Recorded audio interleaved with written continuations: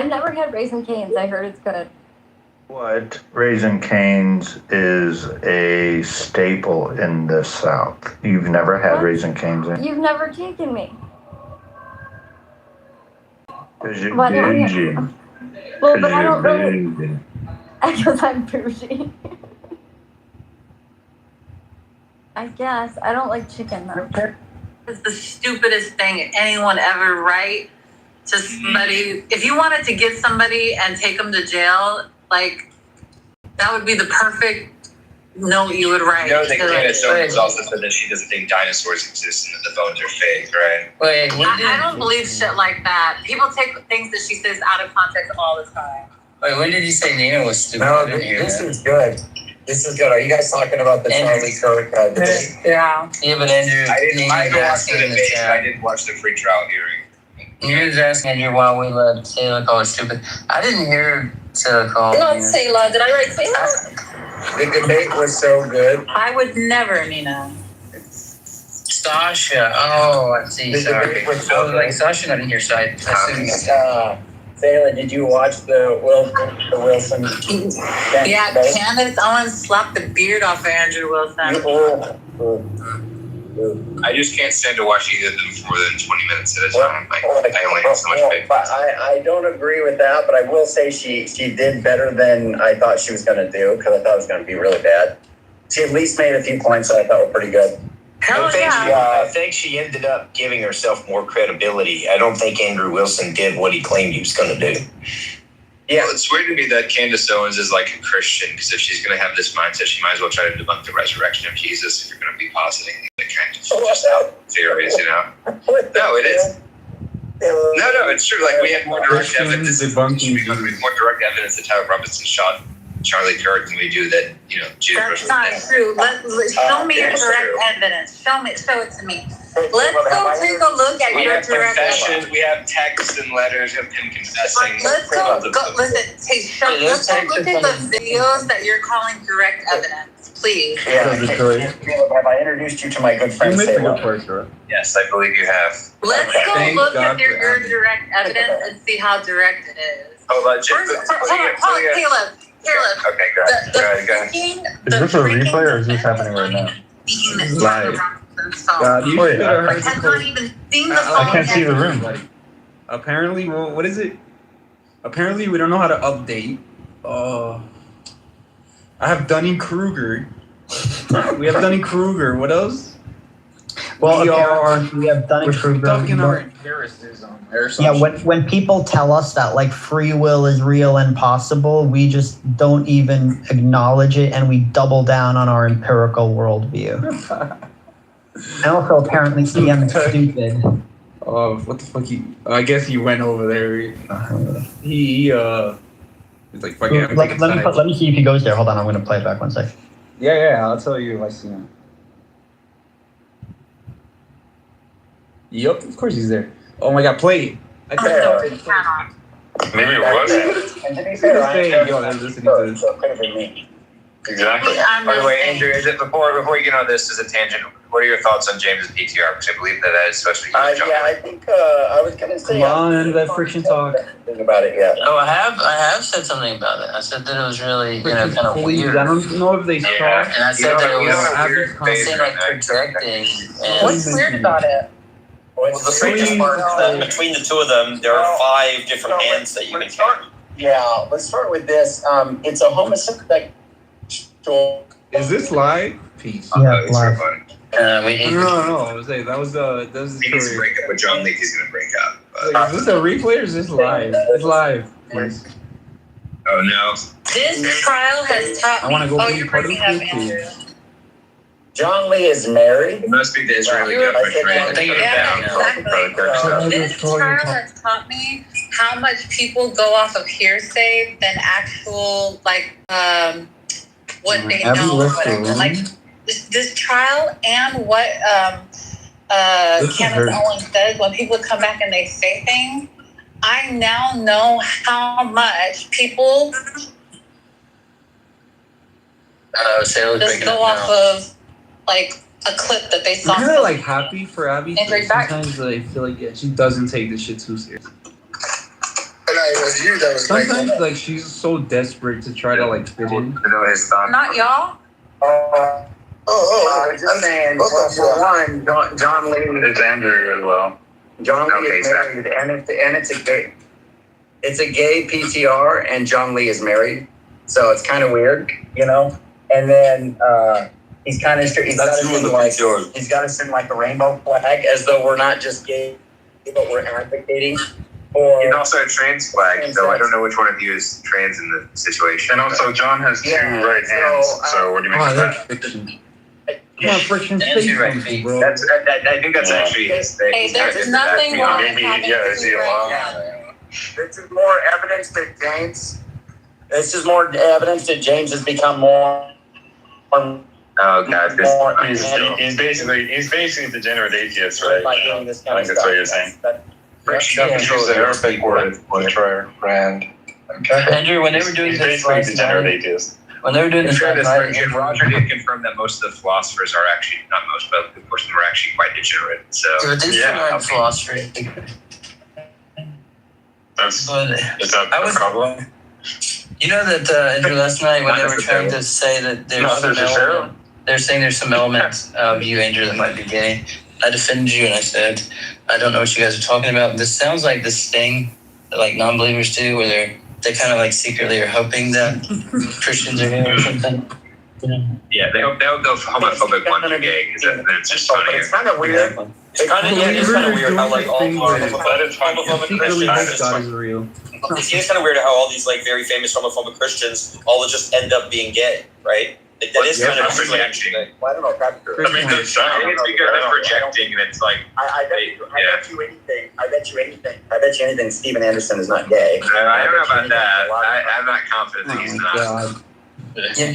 Have you seen his haircut? Dude, I don't know. It's fucking. You got the gay accent. Anon, that's Sex on the window probably times to know that you're I have it. This is massive coat. It is.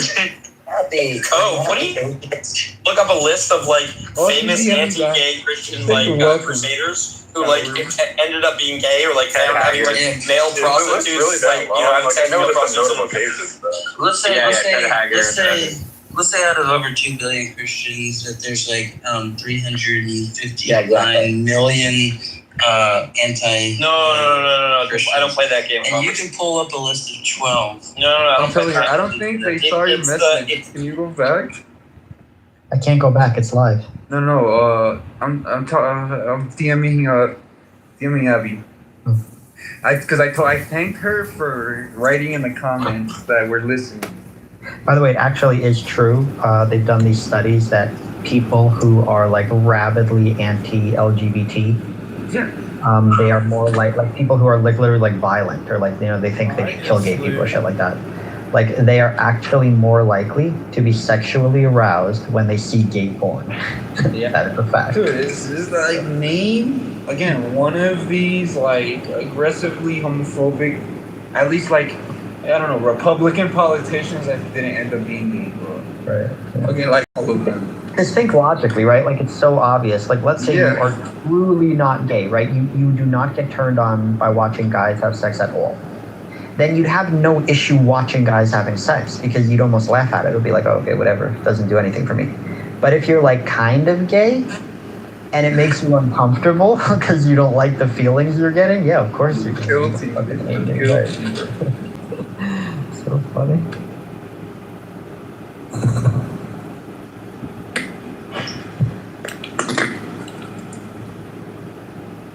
Yeah, let's see what Abby says. And I told her, I'm like, can you go back? I don't think they saw your message.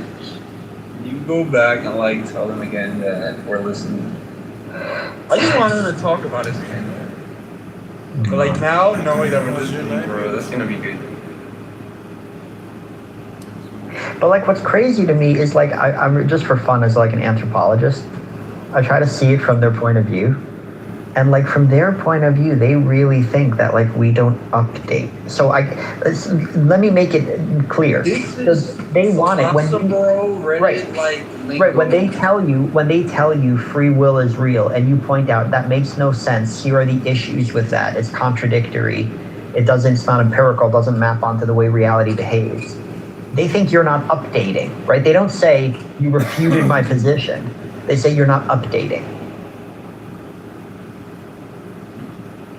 Yo, Coco says, dude, Andrew, bigotry, no way was new.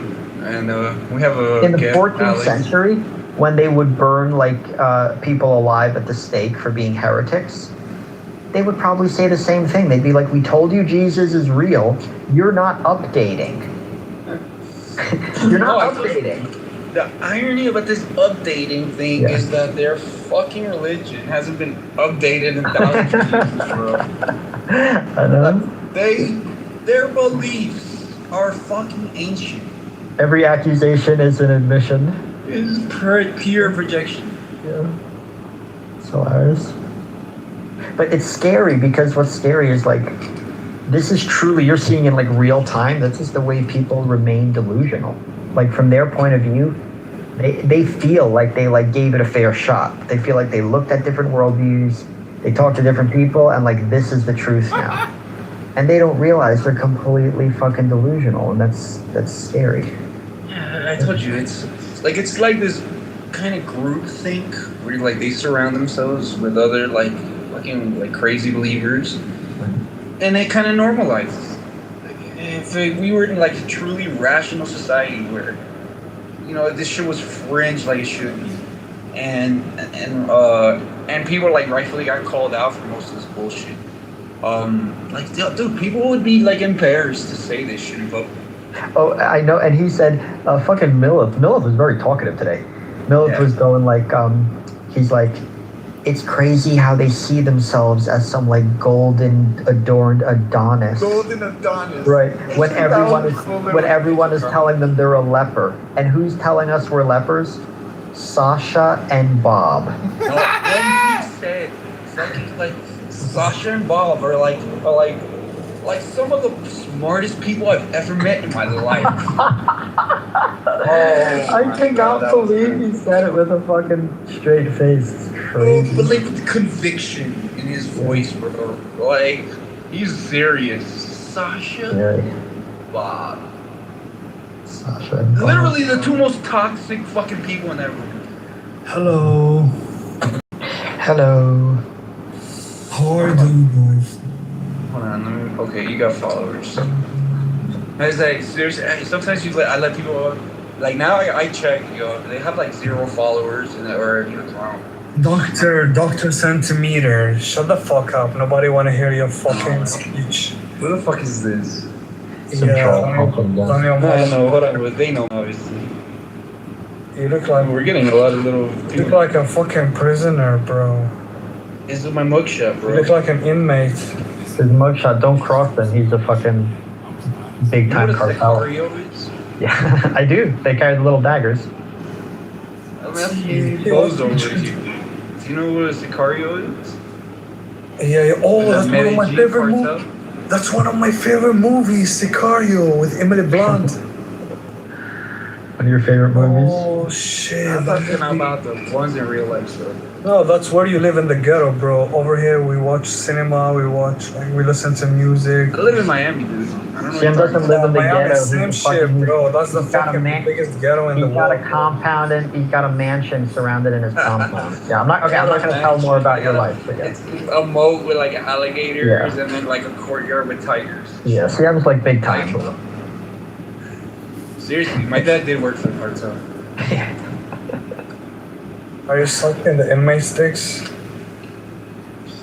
Like Pablo, dude. Pablo fucking, I mean, I'm not gonna lie, he's a fucking like legend, man. He fucking, was so powerful. This motherfucker, he agreed to turn himself into the government. Meaning me? I like, look. I like Hold on. What's the verse? I like white Me people. as in me? Yeah. Oh, was it and? My bad, I might be wrong. Yeah, I said it. Okay, my bad, B. I apologize. But no, I mean, I like white people who stand on business about, like, you know what I'm saying? Like, I don't like white people who don't pretend with me. That's what I don't like. Wow. We don't either. That's white people don't either. I mean, that's like people like you who like pretend to be like No, he's not really Dominican. But he tries to be Dominican. Like, what the fuck are you talking about? Word guy is so Look, like I said. Okay, do you respect that guy? The guy that pretends to be Dominican? Do you respect that guy?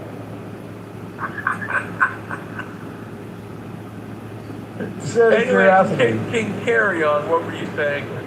Yeah, no. Like, you know, I like the white people who, like, got respect for their culture. You know. That's right. That's right. Yeah, you know what I'm saying? Like, I fuck with racist white people. I fuck with that. Like, you fucking with your own people, I ain't got a problem with it. You know what I'm saying? Can you elaborate? What do you mean by you fuck? I mean, if you would shut the fuck up, I could. You know what I'm saying? You talk too much. Okay, you don't have to be. You talk too much. You don't have to be aggressive. I mean, I'm black. What do you expect, right? I don't know what that means. Alright, well, like I said, just shut the fuck up sometimes, you know what I'm saying? Okay. The most high gave me 2 ears and 1 mouth for a list. Okay, for a reason. I accept your apology. Apology? Yes. Imagine me apologizing to a white person. Are you crazy? Well, you should apologize. Right, brother. I hear you. Well, I'm not your brother.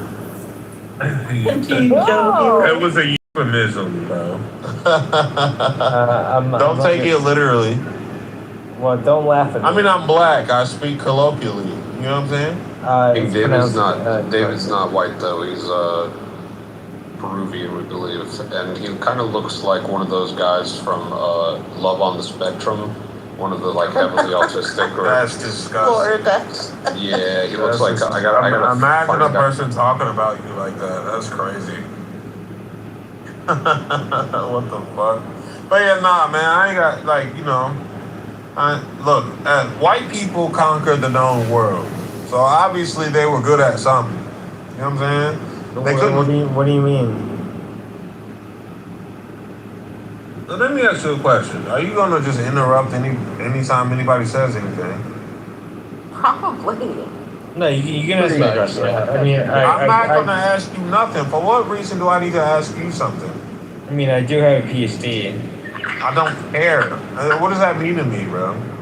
A PhD in what? Mathematics. And wait, where did that get you? I mean, I'm not gonna say how much money I make, but it's working out well. Brother, I didn't graduate high school. I'm a millionaire. You're not my brother. I'm a millionaire, and I didn't graduate high school. Well, so what does that mean? $1 million. I worked for Tesla and didn't graduate high school. $1 million is not that much money. So. Did you just say $1 million is not that much money? Yeah, that's true though. It's not that much money. I don't know. Maybe you. Are you crazy? Maybe you like $1 million. Hey, let me ask you a question. Hey, how much money do you have to make in a year? Bro. How much money do you have to make in a year for you to be a 1%er? Oh, that is him. I'm not gonna answer your question. With all due respect.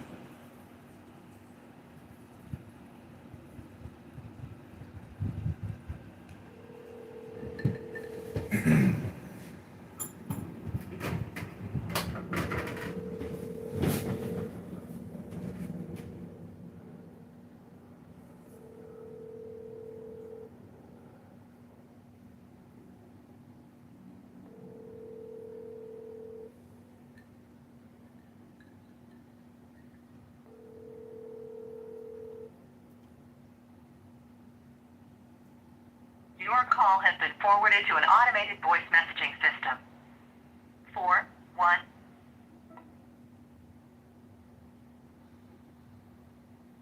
Hey, Eastleigh. I'm sipping a little red wine, waiting for my dryer to finish the clothes. I've just been doing home chores, landscaping, working out, sun tanning all day. How was your day, beautiful?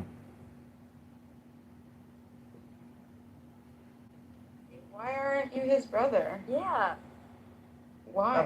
I'm saying it euphemistically. I'm not being literal. Well, I'm curious, David. Yeah. I thought you were a nice guy. I am very nice. Thank you. He's a wolf. Why wouldn't you consider all men on this planet your brother? Exactly. One, I like Goo. Goo can be my brother, but Are you Jewish?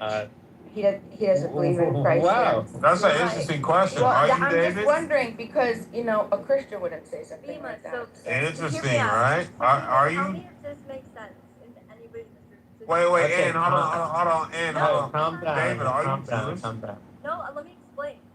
I'll explain to you, King and Bima. So he was born and raised Catholic, but he said that now tell me if this makes sense. Now people know what Catholics believe in, right? And he said that he would marry a Jewish girl and he would raise his children to be Jewish. And Hold on. Stop trying to reason. Stop trying to like figure out or like dissect David Bobadilla. You're just I would okay. So my last girlfriend was Jewish, and she's cares. awesome. Okay. Nobody cares about your life, brother. I'm No, not gonna but lie. the thing is, it's like a contradiction because he's Catholic. How could he want to raise children? Because he's Jewish. Well, they're allowed to lie to you. Okay. There's nothing wrong with being okay. Okay. So if I'm gonna have, Wait, hold on, David. Is your brain malfunctioning? Let's do What's this. wrong with you? Let's do this experiment. So, David. No, I was trying to listen. That's also sorry. something you're never supposed to say. David, Hold on, Goo is talking. Sorry. David, go hold on. Let's do this experiment. So, you would consider me your brother, right? ahead. Yes, you're one of the good friends. You would consider Joe Hero to be your brother, right? No. What? Oh, interesting. This man's a simpleton. What about William Wallace over here? He's cool, but not my brother. No. Okay. Would you say I'm your sister? I'd like you. Yeah, you're cool. I always consider you. Okay,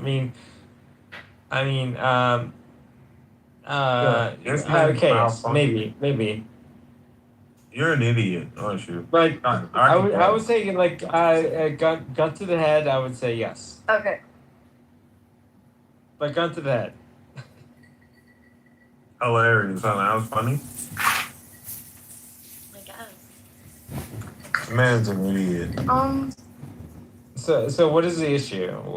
You're inbred. That's the issue. You're inbred. That's a personal opinion. I don't know where that comes from. To be honest. You're Jewish, brother. I mean, you have to be, right? Okay. First of all, are you being anti-Semitic? Wait, you think you're Semitic? No, I'm asking you. Stop being anti-Semitic. So no, right? Is the answer? You're right. So how could I be anti-Semitic when you just said you're not Semitic? No. How is that possible? I didn't. Okay, I'm just telling you, stop being anti-Semitic. That's all. I'm Semitic. What happens? Whoa! Don't call me the N-word. Don't call me the N-word. Hold up. N-word. What happens if something's like the truth? We identify who's the brother. He just called me the N-word. David, hold up. One mic on Bima. Moderators. Thank you. Moderators. He called me the N-word. Oh. Do you not know where you're at? You know how many times I've been called a nigger in here? Wow. Okay, I don't say the N-word. Okay. Nobody cares. You're Jewish. David, you're an interesting I'd rather be person. called the N-word than deal with a Jewish person. Okay, but I'm not Jewish. Okay. So I don't know where that comes from. You are. David is the most flagrantly autistic drunk person I've ever met. David, are you He's drunk? an idiot.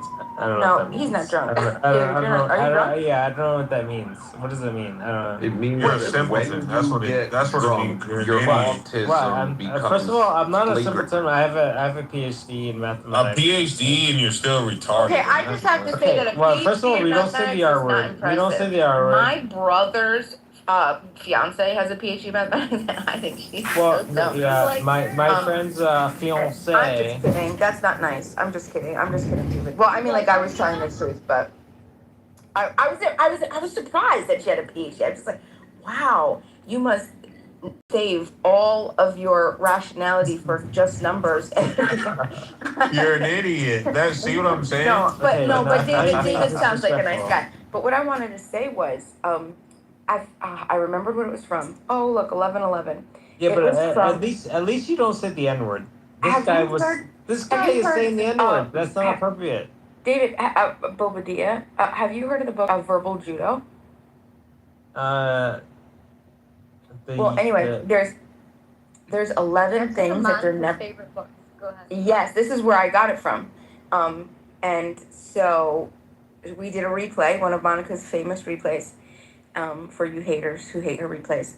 And we went over the things that you're not supposed to say in a conversation. One of those things is calm down. Another one that I heard tonight is, what's your problem?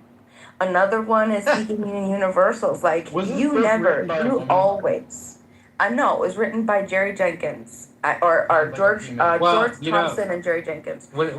So my therapist, like when I talk to my therapist, but wait, there's like more. She always said, I'm sorry. So there's others. Hey David, do you know what Dunning-Kruger is? Hold on, wait, let me get through I'm this. sorry, go ahead. Say again. So yeah, I was just gonna say, like, really quick, like, you know, when I talk to my therapist, who I'm gonna see her on Thursday. The Dr. Katz.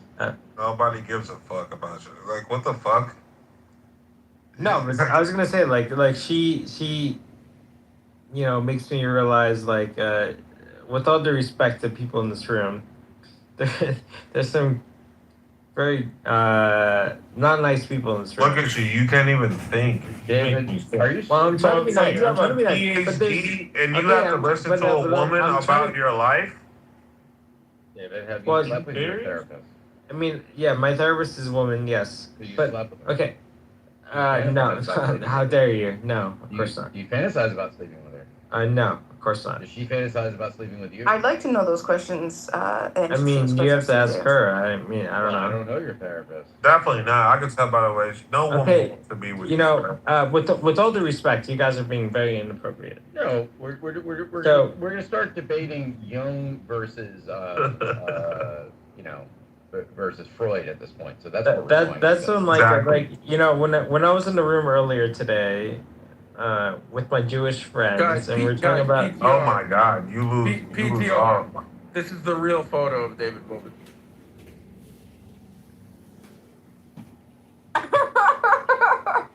Oh yeah, you look. Yeah, he definitely was. He's an invader. He's an invader. Docs. You know, you have to give it up to him. He is tall for a Peruvian. He's not that tall. It's the How many Peruvians have you met? They're really small. It's like an altitude thing. Okay, now you're being what do you call that when you're you know, you're assuming things about people. Dude, I probably know more Peruvians than you do. How dare you? I mean, I'm just saying. It's the truth. It's fact. I mean, you know. Okay, I'm not gonna brag. This man's an idiot. I'm not gonna brag. You take too long to think, okay, bro. 1 second. 2 seconds. Where's the white people that can think? Give me the fuck. Like, what the fuck, bro? Okay. Now everyone's white now. Where did that come from? Okay, but are we ready for an intermission? But Yes. you know, Yes. Interrupt. David, thank you. Just no, hold on a second. No, 2 seconds. No, for the record. Hold on, David. We're breaking for an intermission. We'll come right back to you.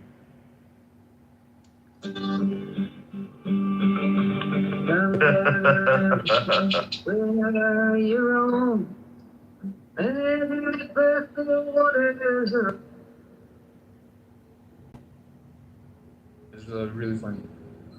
Well, it's really funny when you get it about.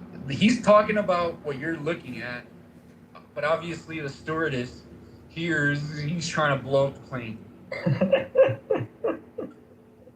That's the type of jokes they give in it. I was thinking, is it next month is quarter century since 9/11. Yeah, bro. Crazy. Another good joke. So like, yeah, dude. Don't speak too soon, for the wheel's still in spin, and there's no turning.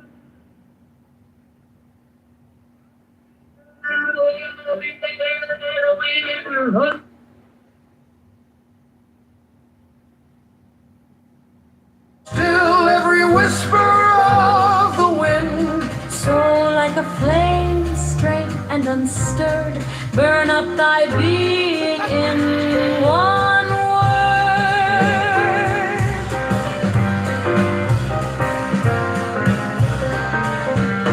Next, still that ecstasy prolong, thy meditation steep and strong, slaying even God, should he distract thy attention from the chosen act. Last, all these things in one are powered. Time that the midnight blossoms flowered. The oneness is yet even in this. My son, thou shalt not do amiss. If thou restrain the expression, shoot thy glance to rapture's darkling root. Discarding name, form, sight, and stress, even of this high consciousness. Pierce to the heart, I leave thee here. Thou art the master I revere. Thy radiance that rolls afar, O brother of the silver star.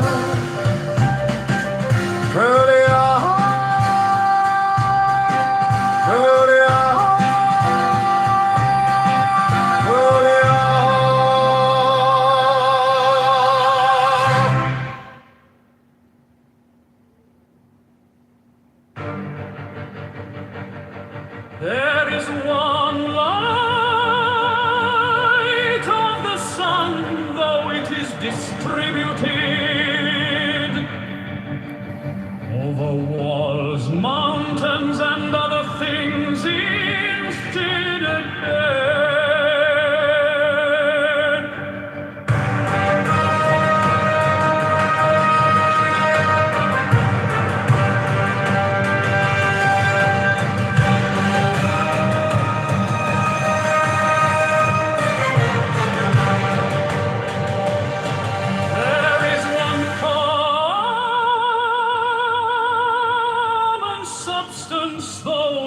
distributed among countless bodies which have their several qualities. There is one soul, though it is distributed among infinite natures and circumspections.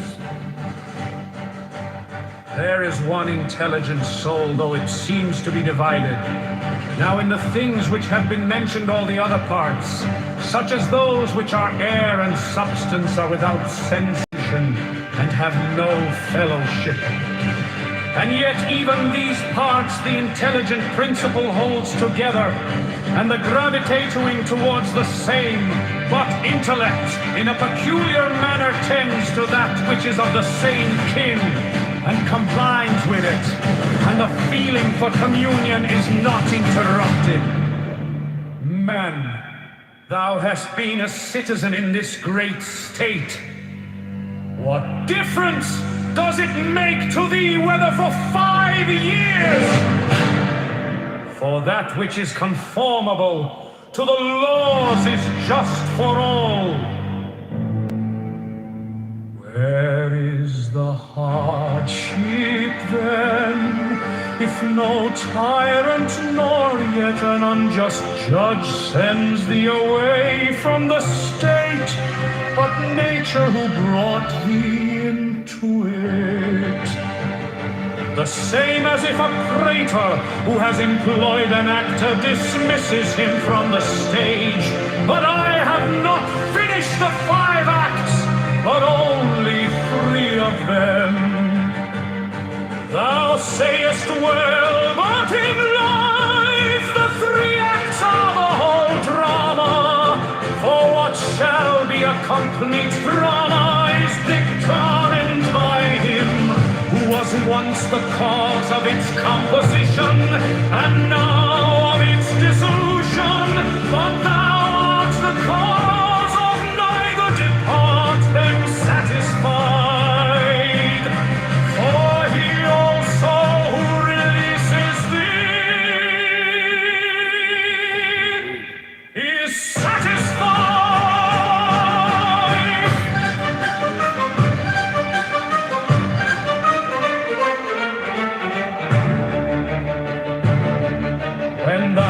seen Satyr the Socratic, think of either Eutyches or Hymen.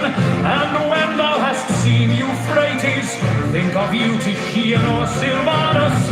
And when thou hast seen Alcyphron, think of Tropaeoporus. And when thou hast seen Xenophon, think of Trito or Severus. And when thou hast looked on thyself, think of any other Caesar. And in the case of everyone, do in like manner. Then let this thought be in thy mind, where then are those men?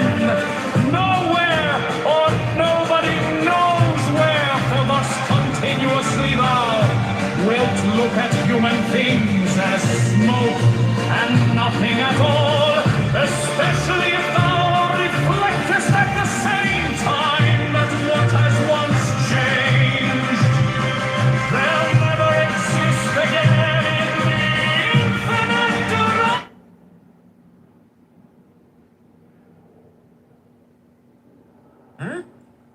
You said you're rich. I'm a millionaire, brother. A millionaire. A millionaire.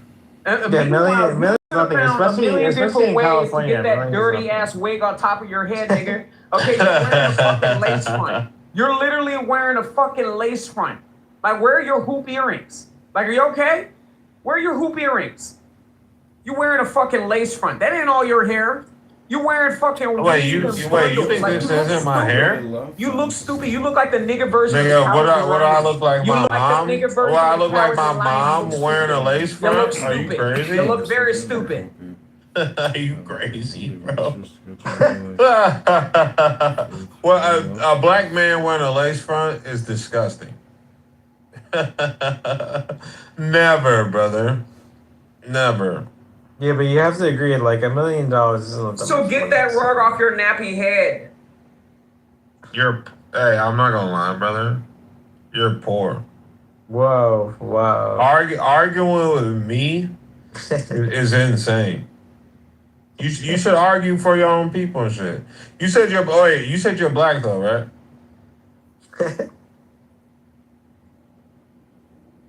Damn, it got quiet in here. That's crazy. Imagine having a balding nappy wig on top of a balding nappy head. That's crazy. That's crazy. You got a whole balding nappy wig on top of a nappy. That's why I told you look stupid. You look like the niggerly cowardly lion. Did that hit like you thought? The nigger version of the cowardly lion from Wizard of Oz. You look stupid. You should put your bows in your hair and put on some hoop earrings. You said I look like the what? Yes, you look like the nigger version of the cowardly lion from the Wiz. That's what you look like. Oh, the black one. You look stupid. He actually might be. You look stupid. You look stupid. You need to accept the fact that you're old, you're over the hill. You don't need to stop acting like you're young. You look stupid. Who said I'm young, brother? I'm 31 years old. Who said I'm young? Well, you look like shit. You look like you're 30 years old from 90. Like you look like shit. What do you mean? Wow. You on Clubhouse worried about other people. You look like shit. Nigga, I'm never on here. Wow. Put it like this. You were on here in Woke's room the other day, weren't you? Yeah, you don't. Yeah. I get on here when I'm fucked up every once in a while, like every couple of months. Hey, calm down. But I will say this though. I'm gonna be honest. I like arguing with niggas. You know what I'm saying? But every once in a while though, I disappear. Like I got invited to this app, bro. You know, like I was on here when this app first started. All right, so I don't spend. All right, calm down. You said what? I said calm down. I said so were we. Listen. If somebody made a meme and you have 2.1 followers. You look stupid. 2.1K followers, bro, and you're on here all the time. You look stupid. You said what, big dog? Whoa, wow. No, I'm talking about niggas challenge. Stop calling him the N-word. God damn it, David, will you shut up? David, shush. Yeah, literally, shut the fuck up. Okay, well, first of all, don't tell me that. So shut the fuck up, you dumb goddamn beaner. Go back to fucking Peru, wherever you're from. There you go. Yeah, see, I I fuck with Pepe, bro.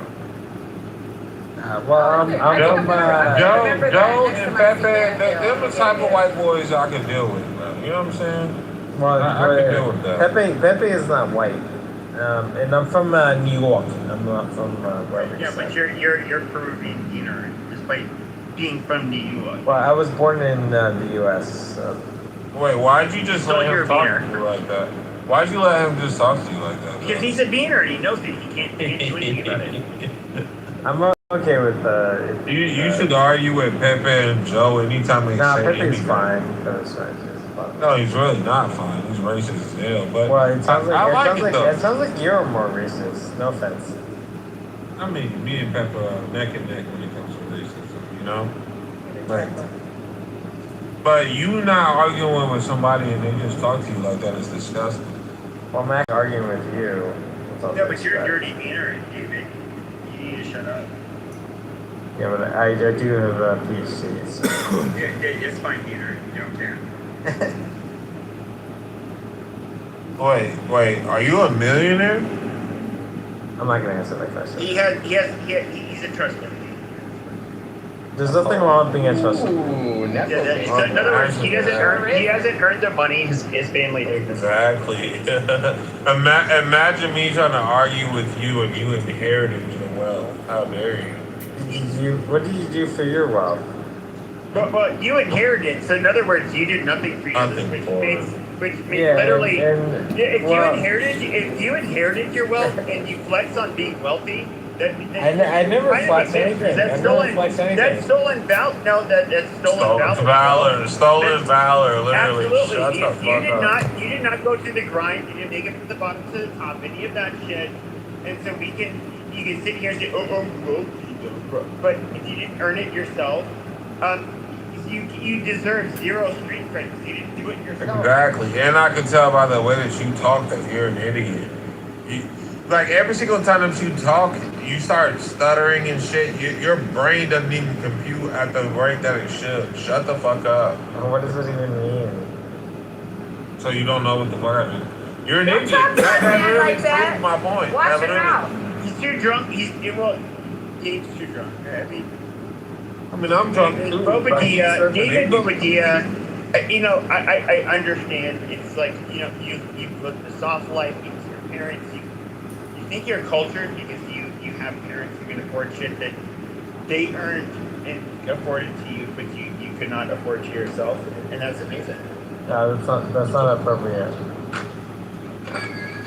But no, but it's a reality. Like if you are somebody who it lives off of your family, but you did not like actually accrue any of that wealth yourself, like that you're nothing partner. Like so, like your family, for example, like your dad or grandfather, they would be in business meetings with like big wigs, and they would have their talks, they would do negotiations, whatever, and they could do that. That's cool. If you're lucky enough that you were born to a family like that. Yeah, calm down, relax. Hold on, Florida. If you were lucky enough to be born in a family that could do it. Oh no, I wasn't talking to you, Pepe. I was talking to him. No, I get it. But wait, him who? You. Him, you. When it comes to You're an idiot. You're an idiot. That's like. Hold on. When it comes to calm down. But when it comes to, okay, you know, unfortunately, you know, this is where like the wealth disparity that you see, you basically get the Paris Hiltons, you get the retards that basically inherit a lot of wealth, and they are, you know, I don't know, they think they're better than, despite I don't think I'm better than anybody. absolutely nothing in their life except for being drunk on Discord. I'm not better than anybody. Or Clubhouse all day. Well, I don't know what that means. I don't feel like I'm better than anybody. Yeah, but I go to PhD. You dropped it like 3 or 4 times tonight. I go to PhD. And I don't even know if you got a PhD. Okay, but the reason being is your blood alcohol level has never been below like 0.30, so I can't gauge that. Pepe, that's just the fucking reality. Well, the only reason I say click on my PTR and blow it up.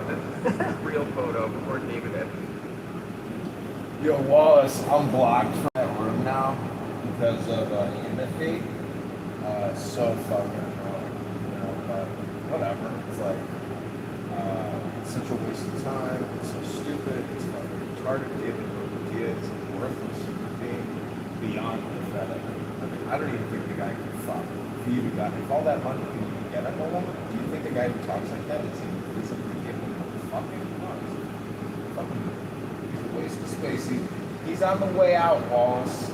Are y'all familiar? Wow. What the hell? You can't say that. Are y'all familiar with that? The movie? Oh, that was terrible.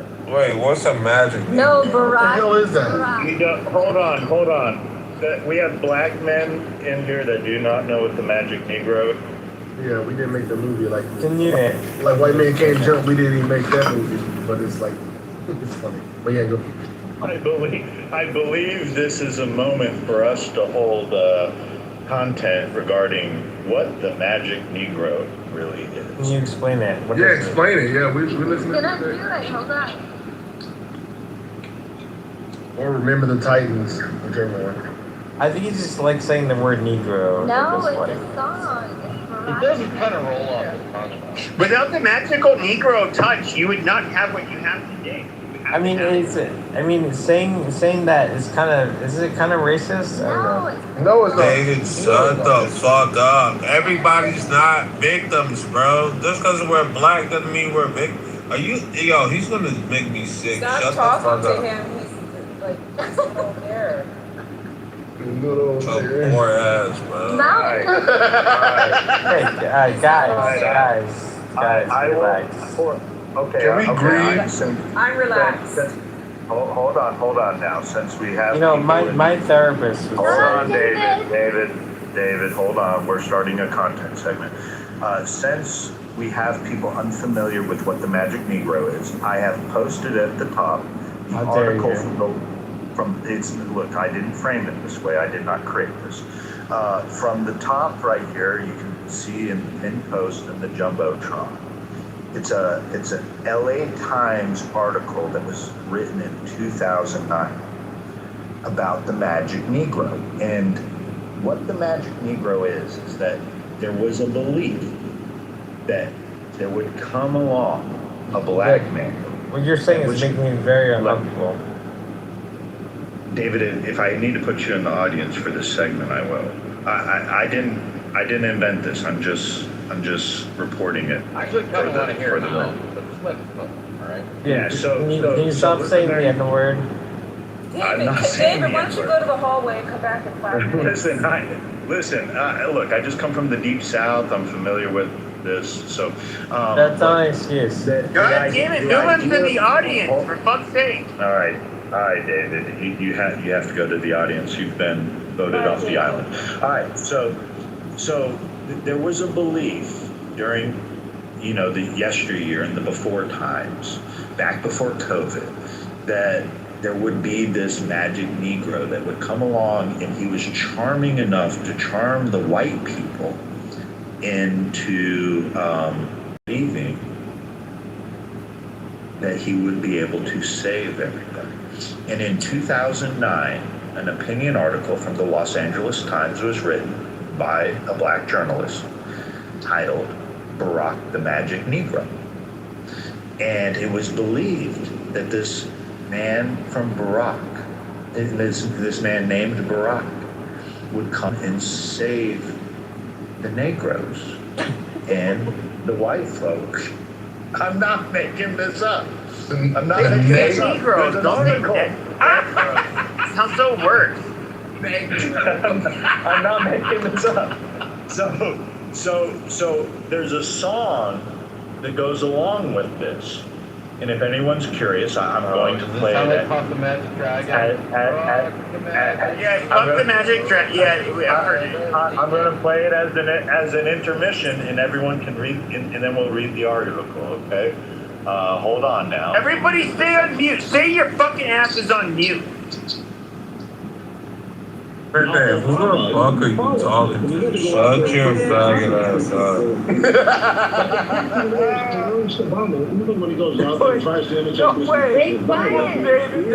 David, for the struggle. We'll be down for the struggle. Hold on.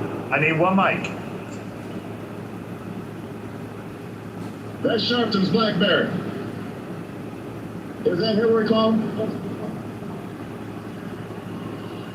Now keep in mind, this is David BlackBerry service and BlackBerry. I know Friday was a bad day for BlackBerry. It was Thursday and Friday. I never lost mine. Well, I lost mine on Saturday a little bit. We received it a little bit. Nonetheless, there's the black dialect for the urban national network and so forth. Let's go back to March 5th again. This is Selma, Alabama, and this is Obama talking about having been in Selma before. The site of my conceptions. I am the fruits of your labor. I am the offspring of the movement. So when people ask me whether I've been to Selma, I tell them I'm coming home. Okay, so she's trying to illustrate here, he is down for the struggle. And in this next bite, this is at the National Urban Network, Obama says that he shouldn't get black votes just because he's black. I should not get the support of the African American community simply because I'm African American. I don't believe in that. That is not what America. Well, you better change your attitude because Hillary certainly thinks that. I mean, that's exactly what Hillary did. And guess what patched it up, folks? I guess Sharpton and Obama patched it up since Obama showed up at Sharpton's big booth.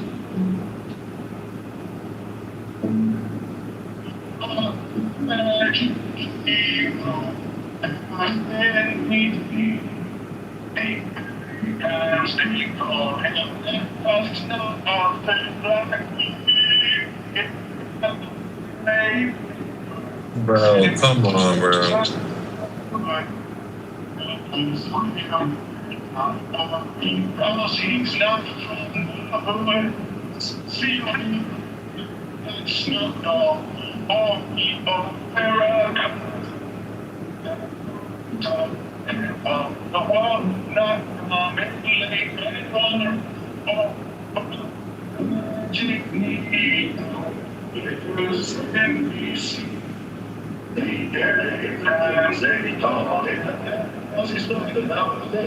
Alright, bro, what are we doing here?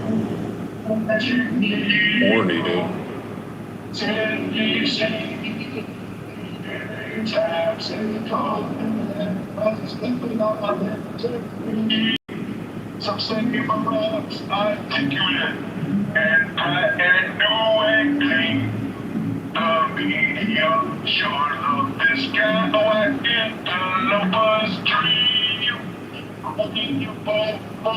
Alright, bro, can we stop this shit? You know this isn't real, bro. Oh, you're gonna go down.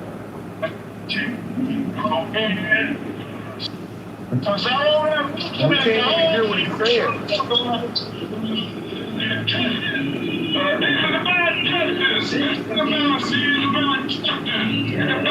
That is David Muffle.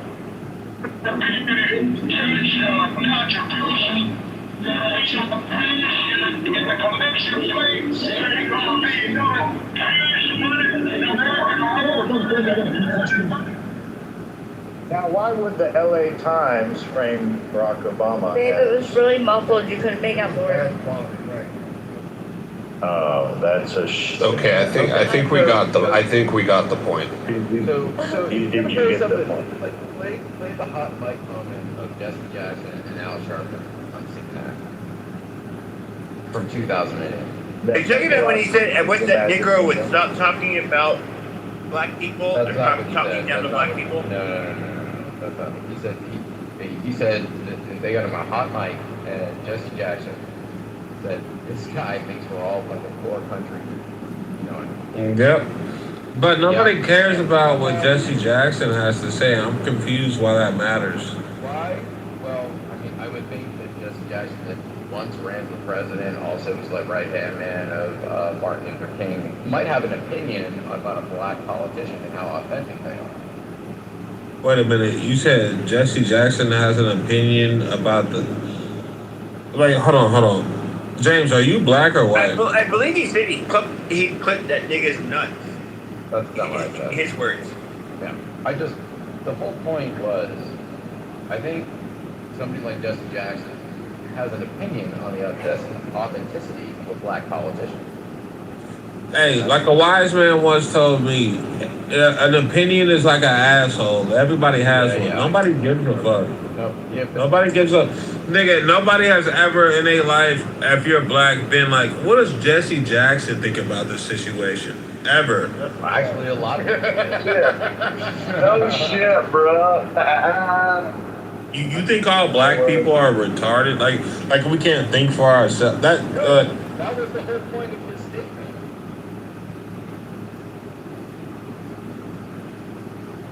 I ain't gonna lie. I don't know.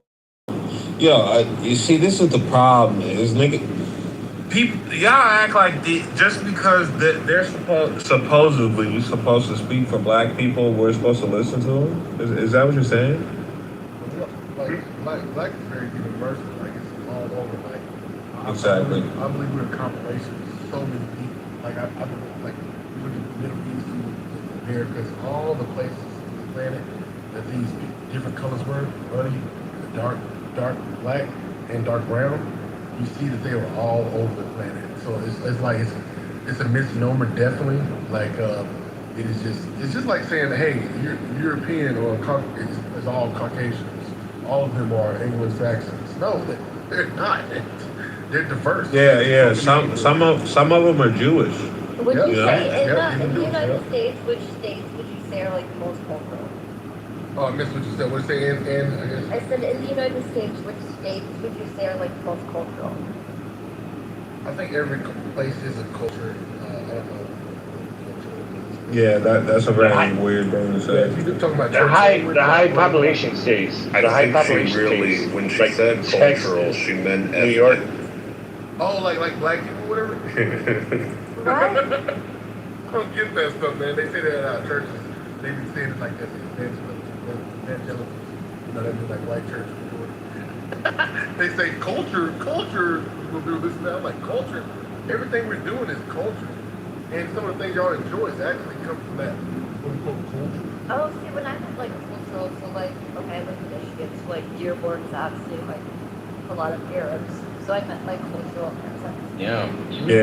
Yeah, we're not the same type of black. Here's Ian. Yeah. Wait, Pepe, ask a question for you. Hold on. If we're gonna talk about Michigan in particular, Yeah. we can look at Motown.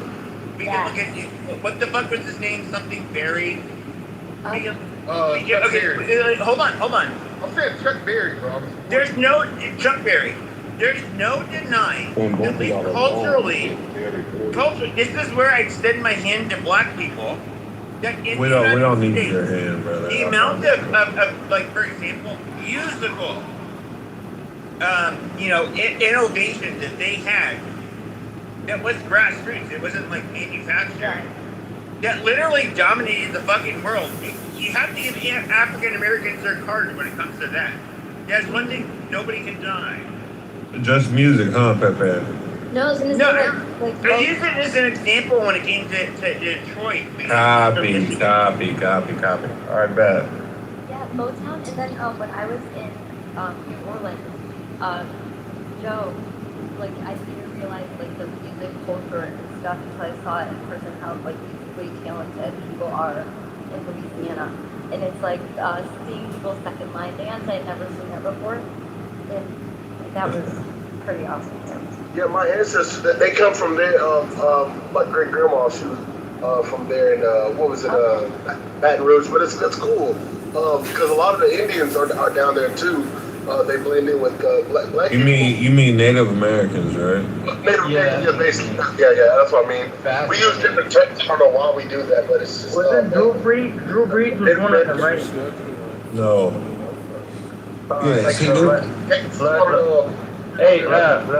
As long as the niggas are not pretending to be Hey, niggas are cool with me.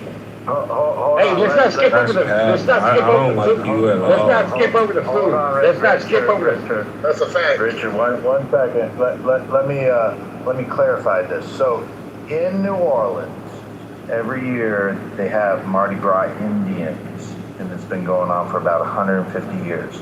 And black folk in New Orleans dress up as Indians because they were treated worse than the Indians were in Jim Crow America.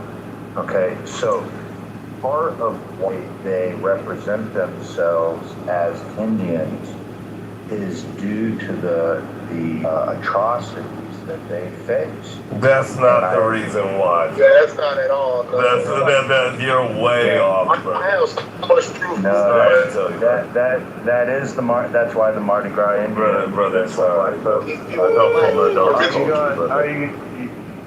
Go ahead.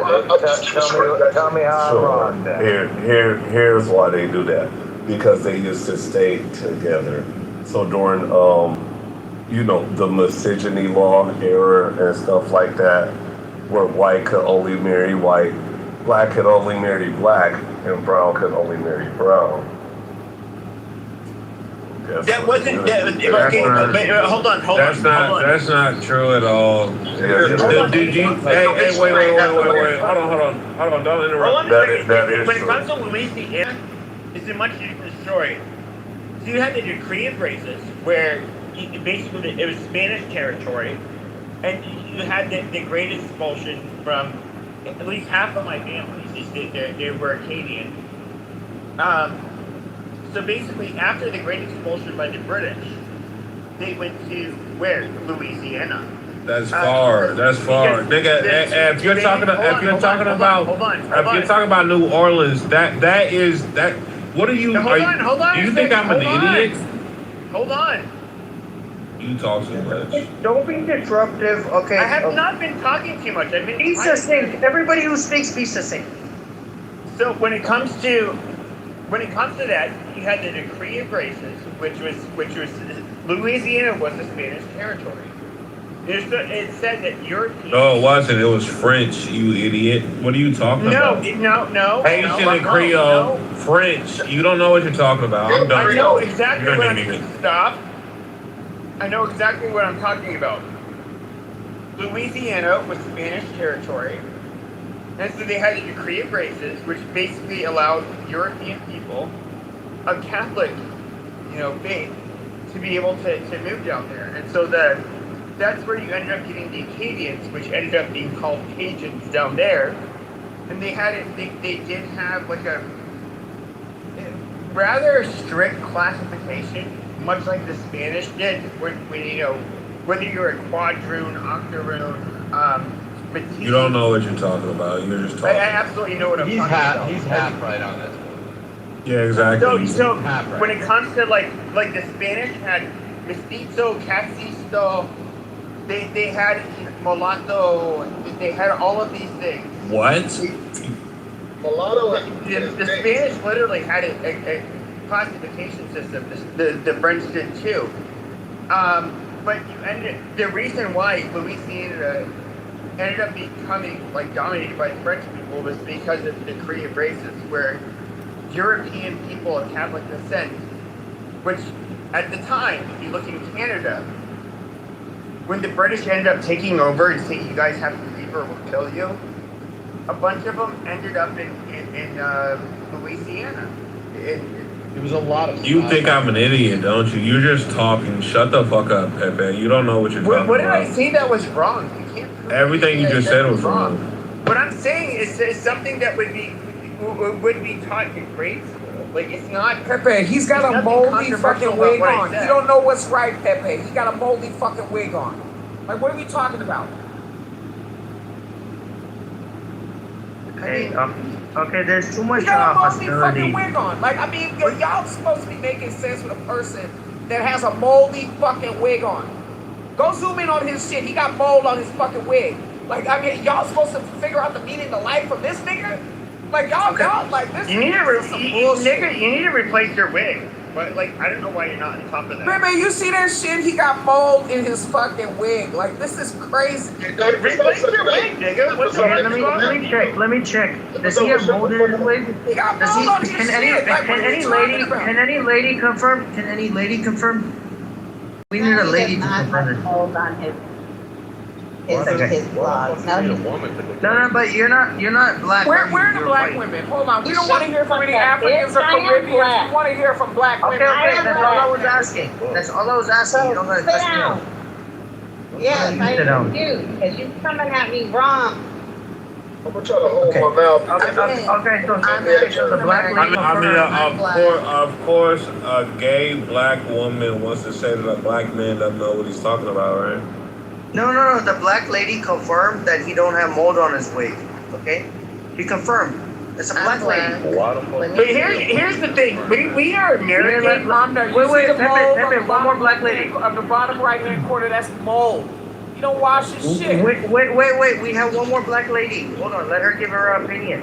Ona, tell us your opinion. Does Pepe have mold on his wig? I just looked at the picture. Yeah, does he have mold on his wig? Dreads do. I wouldn't call it mold, but it does look kind of crunchy. Yes, Like, yes, we can agree that shit don't look It's mold.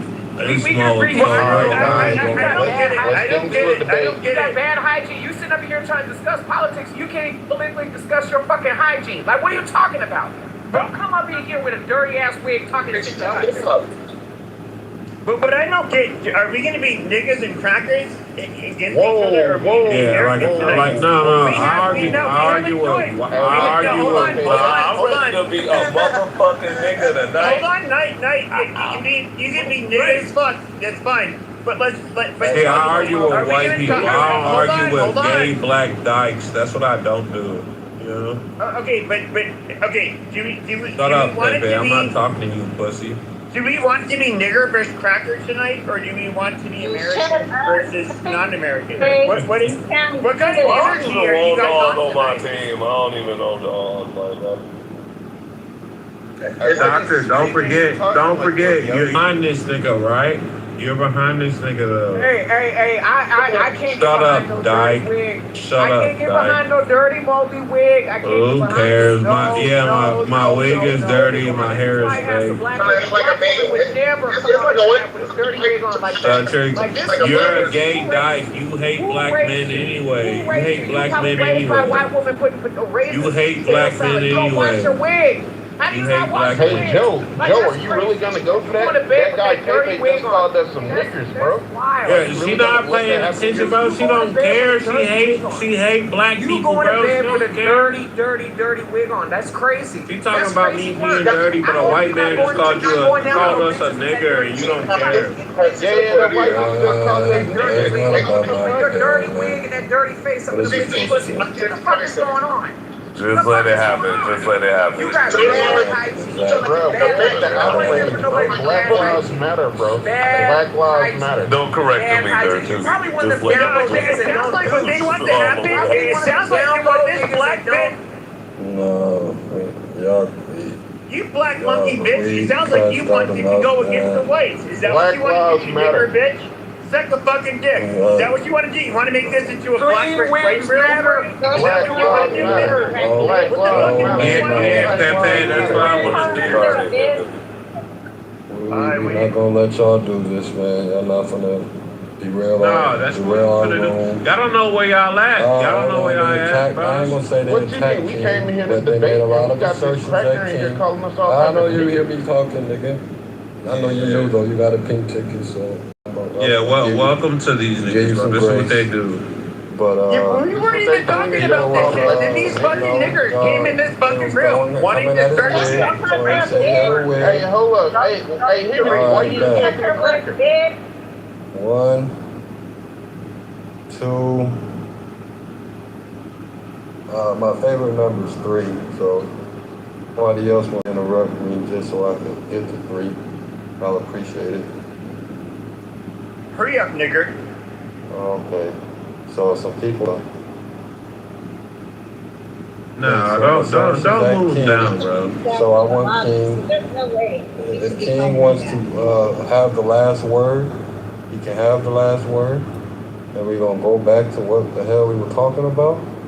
or we can go back to what the hell we were talking about. Yeah. I'll say this, bro. Like I told her, bro. Like she's sitting here trying to argue with me about some dumbass shit because she's gay or whatever. I ain't got no problem with that, bro. But my problem is not with you. My problem is with our enemy, bro. So you can talk to me crazy all you want to, but never forget that the white man. You see what the fuck? You sitting there trying to be with him, but he don't. The white people don't give a fuck about you. The real race. That's why I told y'all the real racists don't fuck with y'all, bro. They don't give a fuck about us.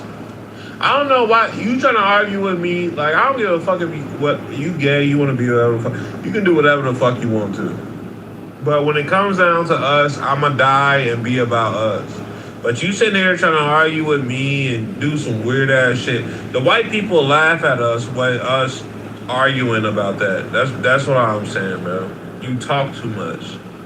Period. That nigga Pepe, you saw what he did. He sat there and pretended with you for a little bit, and then instantly got on your ass. They don't respect us.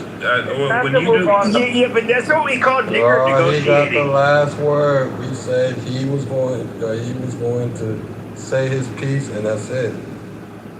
Okay, but that's he nigger did say negotiation Pepe though, right which here. I guess now I have to let Pepe speak on it. Put his name out there. All I'll say is I agree with King 100%.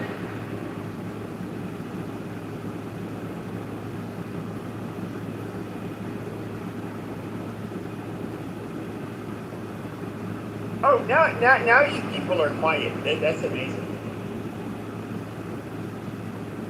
Do we need to move on? No conversation about it. All right. So the original conversation is in 2007. An LA Times journalist wrote about the magic Negro. And what he talked about was that there would be this figure that would come along that has no past, and he simply appears one day to help the white protagonist. Now, why in 2007 this article was written in reference of Barack Obama, and why would it be framed as such? The Pritzkers. Well, that's what we were talking about. We were talking about Louisiana and the Americans. I think by that article written, I think the one was already on the radar with the Democrat Party. Nah, he came out of nowhere, bro. Well, no, he didn't. No, he didn't. He did a lot of work in Chicago as well. He did a lot of work in Chicago. Fake birth certificate. Came out of nowhere. A lot of work. No, he didn't. He did a lot of work. No. He put in a lot of work in Chicago. Can I finish my thought? Let him finish. What the fuck? Adrian, get your panties out your ass. Let you finish. Finish speaking. Yeah, finish your point, nigger. Quick your bitch. Fake ass birth certificate. Bitch, I'll blow your head off. I don't like it. Shut up. Quit talking. But anyway, by the time that article was written, Barack Obama was already on the radar. He had already been on the radar for at least 3 years. He's on a radar system for 3 years doing hard work. Goddamn DNC, and this is where he made his name. This is where Star was born. Okay? In 2004 at this time. Now, mind you, he was only in the Senate for 2 years before they urged him to run for president. By the time he jumped into the presidential race of 2007, well, Barack Obama was already a name, and he was a rising star. He was a rising star. He didn't come out of nowhere. He didn't come out of nowhere, as opposed to he came out of somewhere. Nothing specific, just the hard work in Chicago. I'm not saying Barack Obama was one of the worst. By what terms? How was it the worst? He was not even born in the United States. That's where the conversation needs to start. Listen, he was. You want me to break it down? Break it down. That's not what's being debated here. Listen, he was the most consequential president of anybody that preceded him. The Affordable Care Act was passed. Terrible. How? Okay, you can argue it's terrible.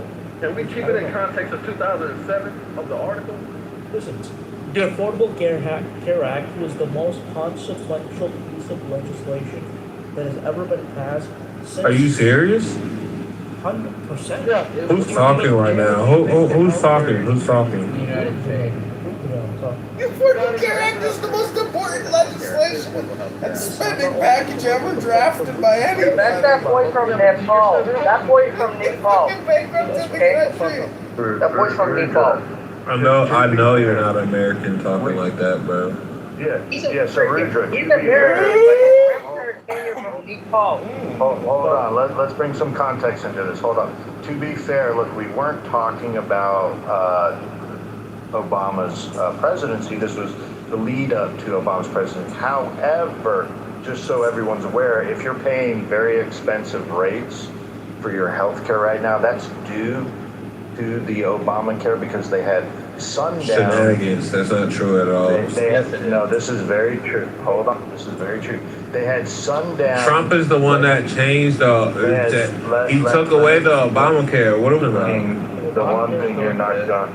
Hold on. Obamacare's still in place. There was sundown law inside the law. There was sundown 15 years after when the subsidies would run out. Now those subsidies have run out. Now we can complain about the Republicans and the Democrats not doing anything about it.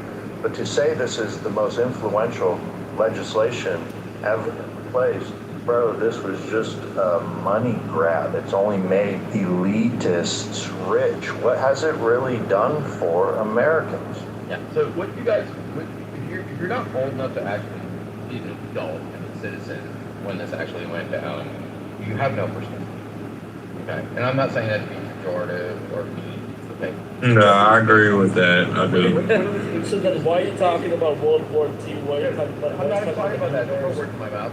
What you're talking about in general, the basis of this was Romneycare. Okay, Romneycare was excellent. Romneycare. Mitch, you talking about Mitch Romney? Yeah, Romneycare. Oh yeah, you're an idiot. I can't talk about this. This is weird. We gotta have one mic. If we don't have one mic, I'm just going to start So pushing. let me We're going to try and have a conversation. So we get to the end of the 20th century. Okay, so you had Romneycare, which did a bunch of things.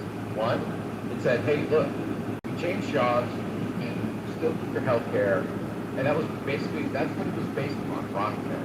Okay, and it also allowed domestic partners within 6 months of establishing residence to be on the same health care program. Back in that day, It's actually 14 months. okay, well, it wasn't in Massachusetts. Okay, so just so you know, because I was there. Okay, you weren't. So it was 6 months. All right, so you could have pre-existing conditions, and you could have domestic partner coverage, unmarried. Okay, and everybody loved it. That's why everybody was like, oh, Obamacare, this is great. And then what you got from Obamacare, is just a disaster. It's like an 800-page document charging boomers for selling their property and funding. Like, the whole thing was a disaster. Okay, and it made nothing but healthcare more expensive in the United States. And it ruined all of it. I'm sorry, it's just the fucking truth. If you don't believe that, because you weren't there. Can I respond to that, please? Can I respond to that? And so here's the problem. We're looking for the victim. But when Obama first came into office, he said in his first inauguration speech that they're playing games with him. He didn't say that the Republicans and the Democrats are playing games with him. He said every Republican is a good. Your microphone is kind of bad, sis. You said some good stuff there. Can you hear me now? It's not the same, but it's not cutting out. It's cutting out. Okay. It was not. Okay, go ahead.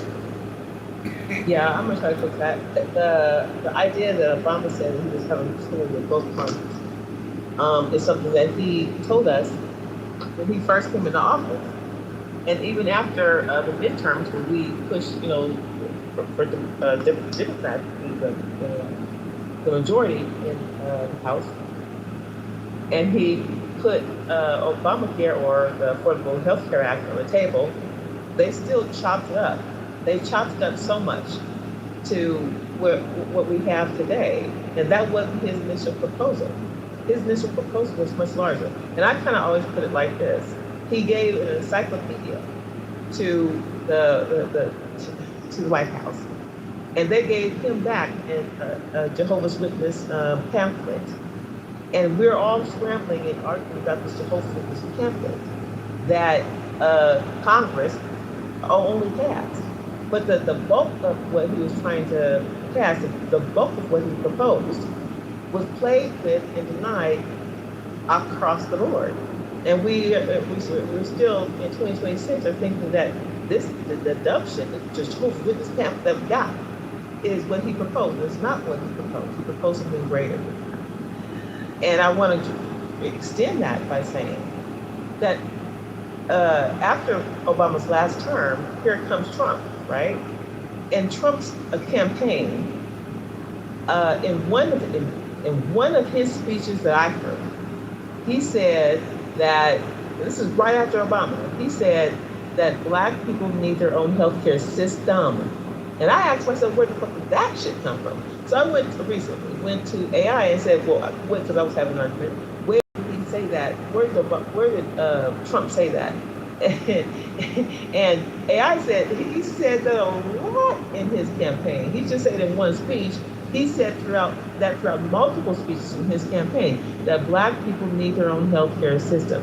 I'm like, yeah, that makes fucking sense. Because he's trying, there's a Band-Aid that's trying to be fixed in healthcare in this country. That is, I know why people need, I know the healthcare system in general is broken, but there's a significant problem with Black healthcare. And people in Congress and people in politics are trying to solve that problem. But You mean the American healthcare system? Know that that's a fucking problem.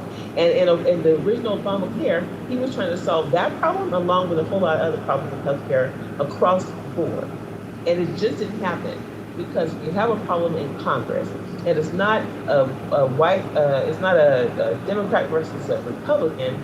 It is a governmental problem with healthcare and how healthcare sees Americans and how carelessly they distribute healthcare towards us. Everybody in Congress, you have an ear, you listen. They all know that there's this problem that no one's willing to fix because it's too big a problem. And so all I want to say is, when you criticize the Affordable Health Care Act, you have to realize that Jehovah's Witness pamphlet that the Democrats squeeze through just to satisfy the rest of us is a bigger fucking problem. This midterm shit that we're marching towards is not going to be a solution because there's really not much of a divide between the Republicans and the Democrats in the way that they handle our affairs. And so, thank you.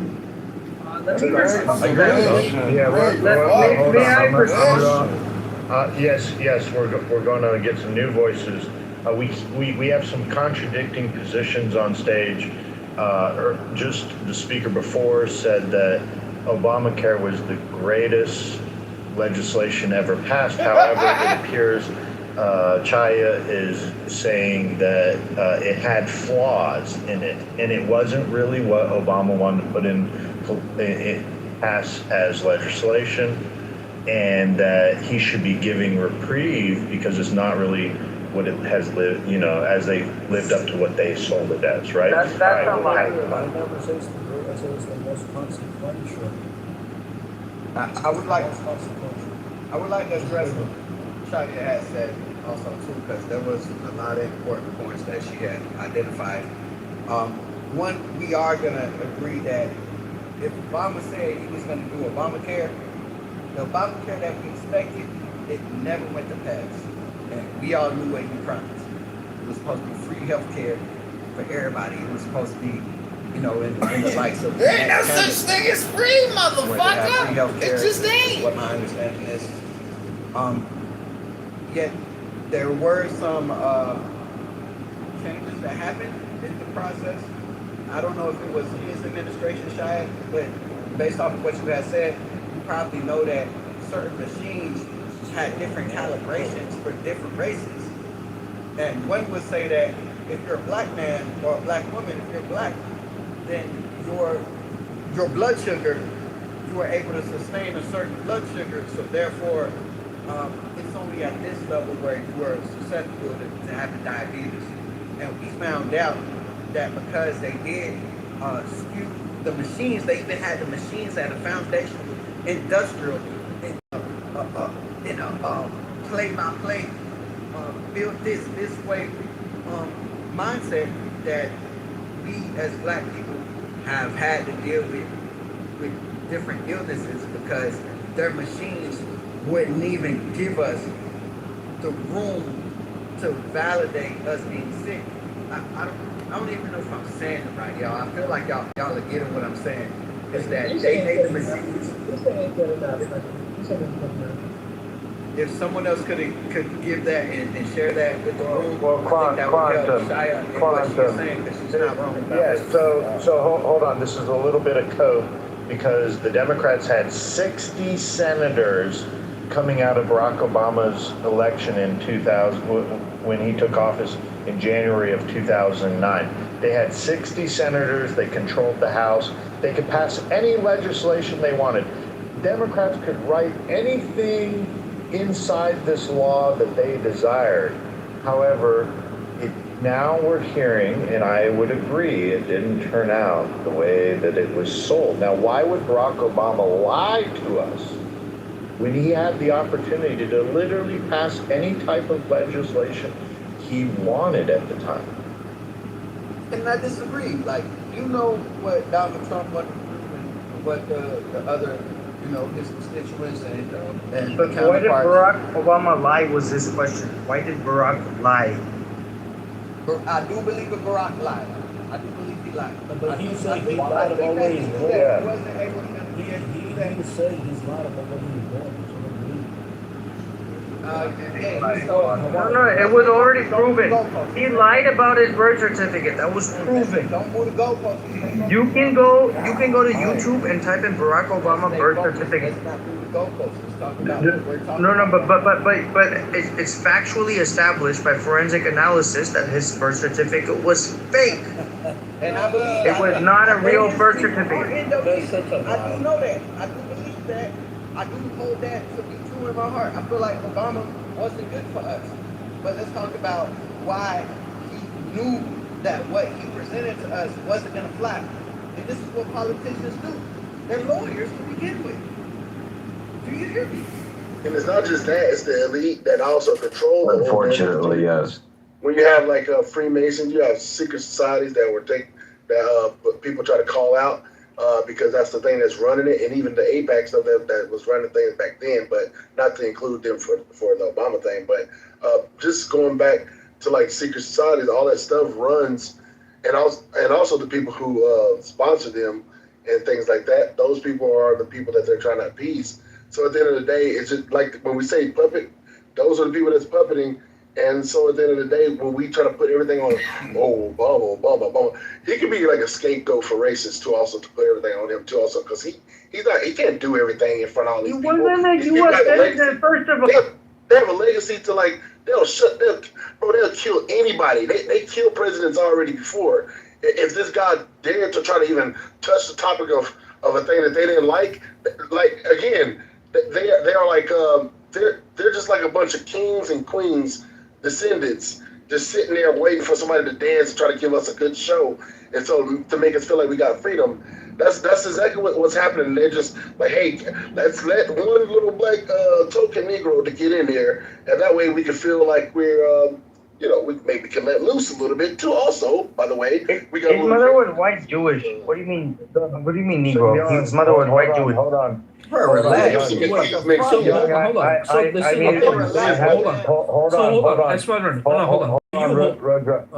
on. Roger, I'm a mod. Hold on. Young, look, we need some clarification. Was Barack Obama tap dancing for the white elites when he passed this? Oh, they all were, but I would say Obama. I don't think he was tapping too much. He just kept it where it was at. A lot of things got released under him, and it is made to look like, hey, your black guy did all this, but they actually know they're just using that for a moment, just to pass all their exotic things through him You know what I mean? And they do that with Trump too. Also with Hey, Trump. Young, sorry to interrupt. Do you think racism is over, like a lot of people say, because we had Obama? I believe. I was asking Young. Thank you. Gaslighting Moose. Young, go ahead. Yeah, straight up, Moose. Sure. Hold on, quiet.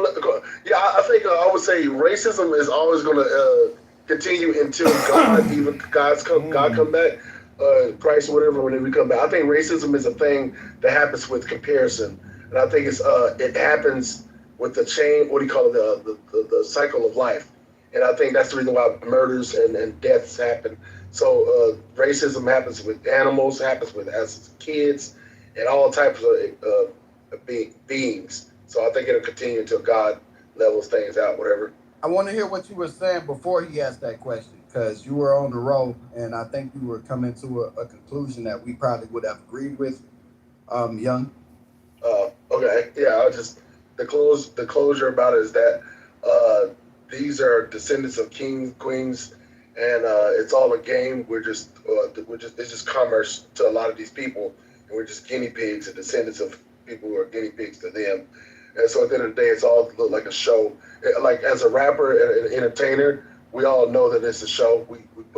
We get our views, we pay for the views, and we get put out there, and everybody think that they're being recommended by YouTube because oh yeah, you showed up on my. No, we paid for that. That's how we got in front of your face. And so like a lot of these people who are puppeteering and stuff like that, they're the presidents, they're the political people who's in our face and stuff. We hear that, but we never break it down.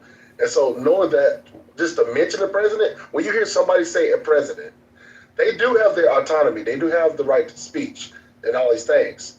But at the end of the day, you know, I already said it. So I mean, like, that's all I'm going to do. Okay. Let me ask three questions.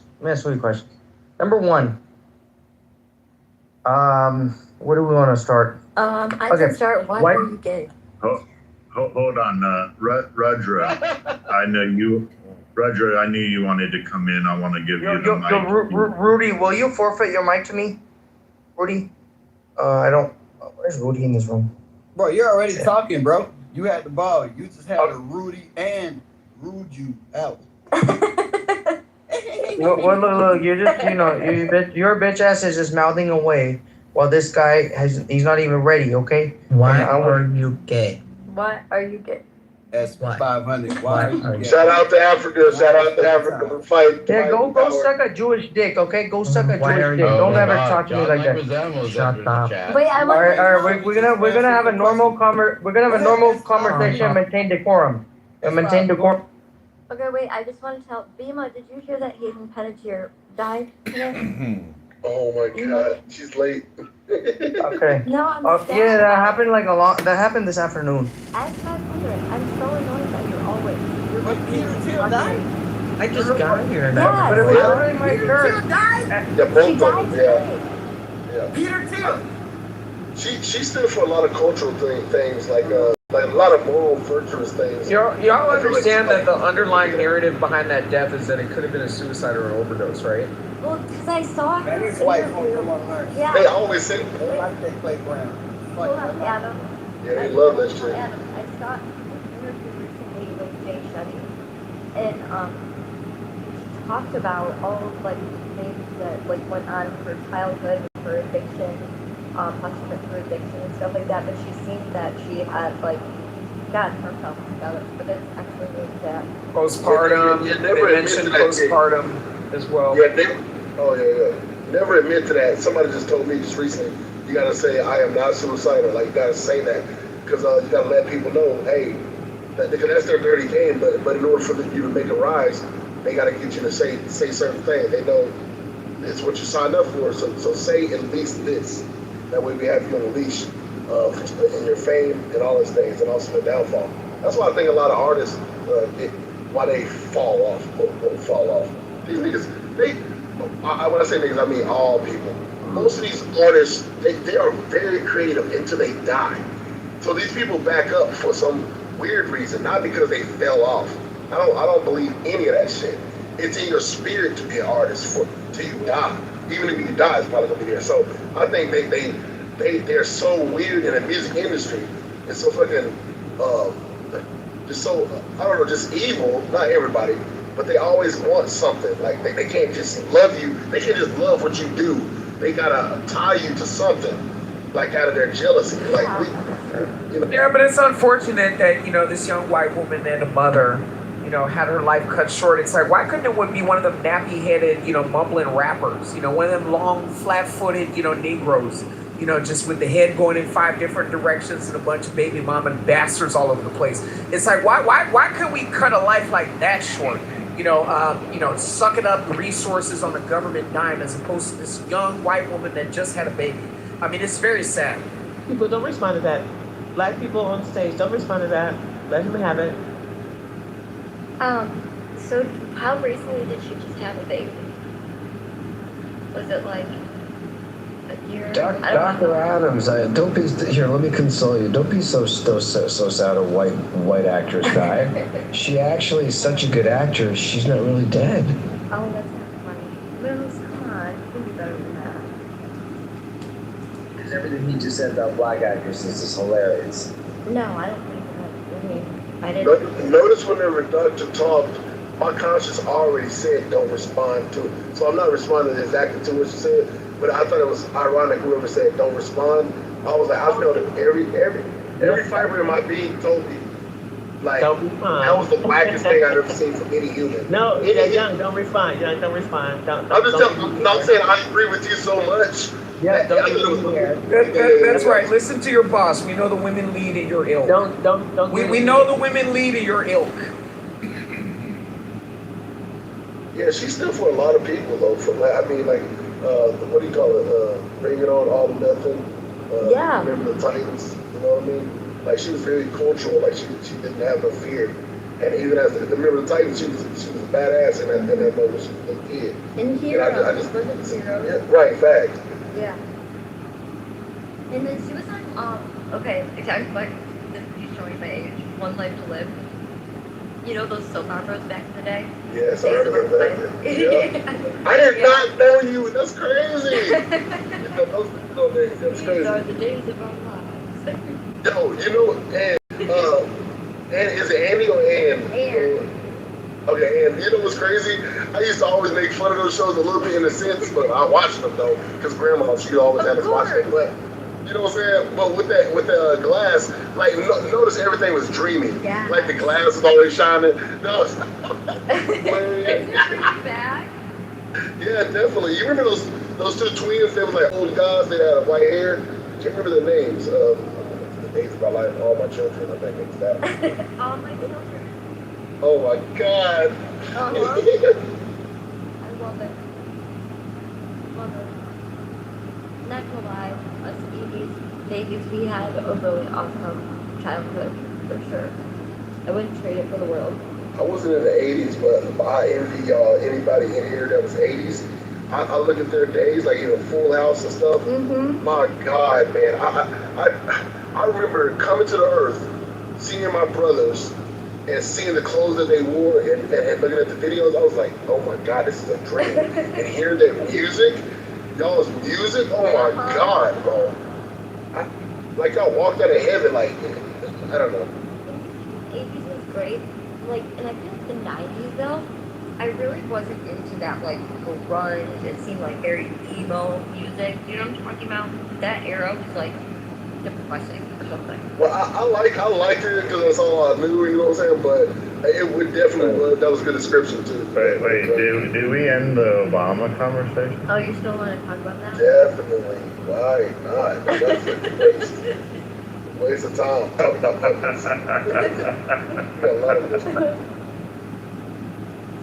We have to admit that Obamacare was absolutely awful, right? I mean, here we are again now 20 years later. This is what the modern day Democrats do, is they create this stir, a lot of like, we're going to save the world, and then it falls flat. People make excuses for why it doesn't work out, and they say, well, we just didn't go far enough. We didn't do enough. Isn't that what Chai said? I think to be more critical is that when we vote every 4 years, some shit like that, the parties that we put in office all let us down. They all let us down. We're being controlled by 1% of our population, and we've been controlled by a very long time. And so you have all these presidents and all these Democratic politicians and all these Republican politicians who are being bought in the lobbying system that routinely tell us a story during the campaign and routinely let us down when they're in office. That's just across the board. And the uniqueness about Obama's presidency is, even though that's already a hard pill to swallow, that you get to a presidency and you have this idea and you want to make a change and shit, you have this stubborn Democratic and Republican Party that are being sold off by the 1%. Here's Obama, who's a black man, and they don't want, and he said it, he's the only president who said this in his first inauguration. They're playing games with me. Every proposal that I put in their face, they won't even read. That is quote unquote what he said in his first inauguration. So he's got an uphill battle to climb on a hill that's already impossible to climb. Was it because he was black? He had the uphill? I will say this. No other president has said that. No other president's inauguration starts off with okay, so then, does every president that has ever been president face pushback in politics? We're not talking about pushback. So not only are they all face pushback, right? But yeah, and so you're agreeing with me. I'm just saying Obama's. It wasn't because he was black. So what I'm going to do is I'm going to take black, because I didn't say black. I said Obama. I was saying Obama. What I said was he told us, because I'm an old lady and I've gone through many presidencies, but I don't remember any president saying the things that he has said about his cabinet or the people he was facing. But my bigger point is not his particular climb, because his particular climb was a lot steeper than other presidents. What my point was is that it's both the Democrat and Republican Party. You can't say we put all Republicans in there and we get what we want. If we put all the Democrats in there, we get what we want. And history has proven that none of that is true. Come on back to that. Nothing is true. No Republican Party has gotten in there and has given us, the public, the people, the things that they promised in their campaigns. Anything that they have promised us during their tenure in office, they haven't done that. I'm getting an echo. Where am I getting that? Because I can't hear myself. I understand. I'm agreeing. No, I'm agreeing with you saying. I just want to finish without Trump said he was going to shut down. But I just want to finish without an echo. I want to, look, my fault. I was just agreeing with what you were saying. Yeah, Trump said he was going to shut down the border. He shut down the border. How is that funny? Can I finish? But can I finish without interruption? He got rid of training shit. Can I finish without interruption? Trump said no new wars. Trump said no y'all new niggas wars. got diseases in y'all brains, boy. 3 out of 4. China, please finish. Go ahead. I want that. So what I have decided in this room is to just not think too many ways. Y'all want to hear what I have to say? Y'all I do. I'm gonna fight it. I just want to fight it. I'm just my point. Even let's look at right now. America's all campaigning around the midterms. Where in history have the midterms and us overturning, them overturning, has it ever made a real impact on our day-to-day fucking lives? It just hasn't. It just hasn't. It doesn't matter which party has the power in the White House. They just do not, because they're bought out. All of them are bought out by this lobbying system. That nothing matters. We're at a fucking stalemate. It's the government and the lobbying power, and the American people who are fucking suffering. That's my bigger point. Right. So yeah, I think you probably get most people in this room that are agreeing with you on the establishment and the party. So, Alan, let me finish. Please don't interrupt me. I love you and I haven't seen you in a long time. Sorry, I can't wait that long. Yeah, you can. Okay, you know, you got to try out. Hey, I don't want to When wait. you're ready, you're ready. So try. What do you think is a solution to this? What would you like to see moving forward? The first thing, like historically, the electoral, whatever you call them, people, be The gone. electoral college? Want that to be gone. That's the Okay, first so thing. so you're going That- to that the should be DSA gone. platform. You want to change the whole system. Yeah. That we're going. Yeah, you keep going. I'm not going to interrupt you. I just lay it all out. The answer is yes. If you hear me, yeah, the answer is yes. The electoral college needs to be gone. That's first off. Like everybody has said that my entire life. That's the biggest rub against this system is the electoral college. Yeah, so let that go away. Hold on, because you monologue a lot. So when you make like bold statements like that, it incites where people want to respond.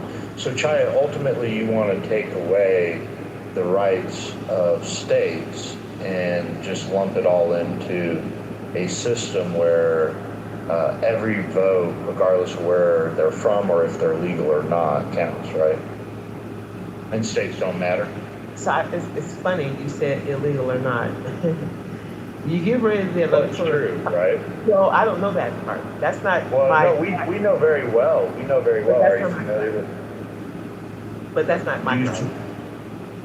What do you That's mean? not when I vote or when I register to vote as an American citizen, I expect the system to understand who's American, who can vote and who can't vote. That's not my problem. That's another problem.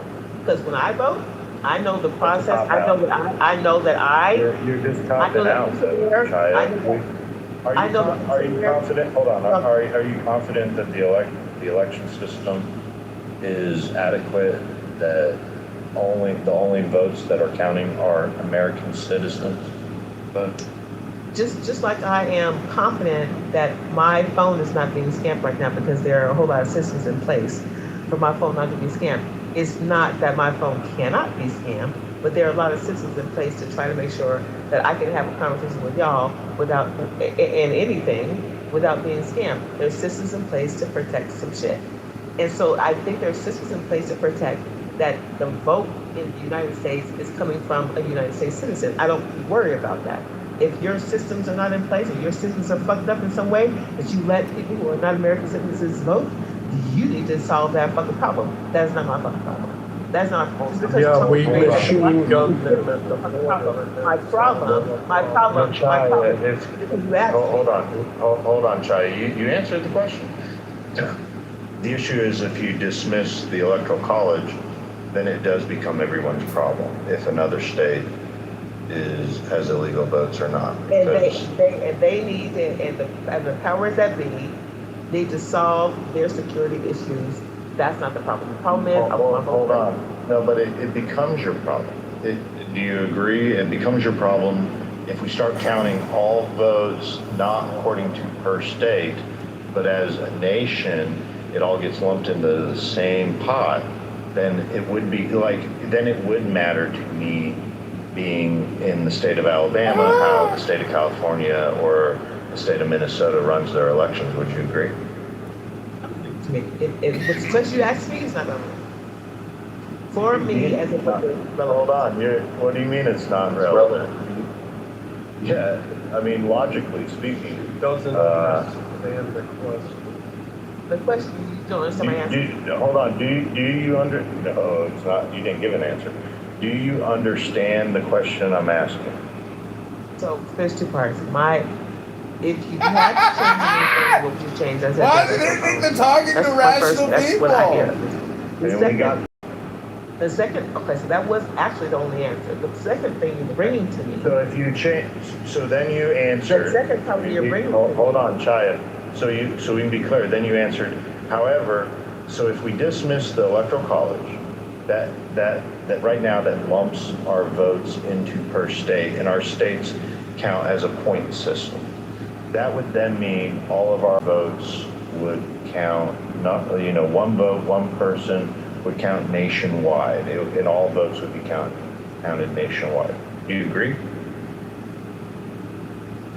Can we agree on what you mean when you say get rid of the electoral college?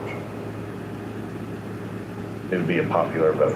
Do you agree on that? Yes, yes. Okay. Yes, sir. Okay, so we agree on that definition. Great. So let me interrupt you. Let her steel man what before she wants to cancel the electoral college.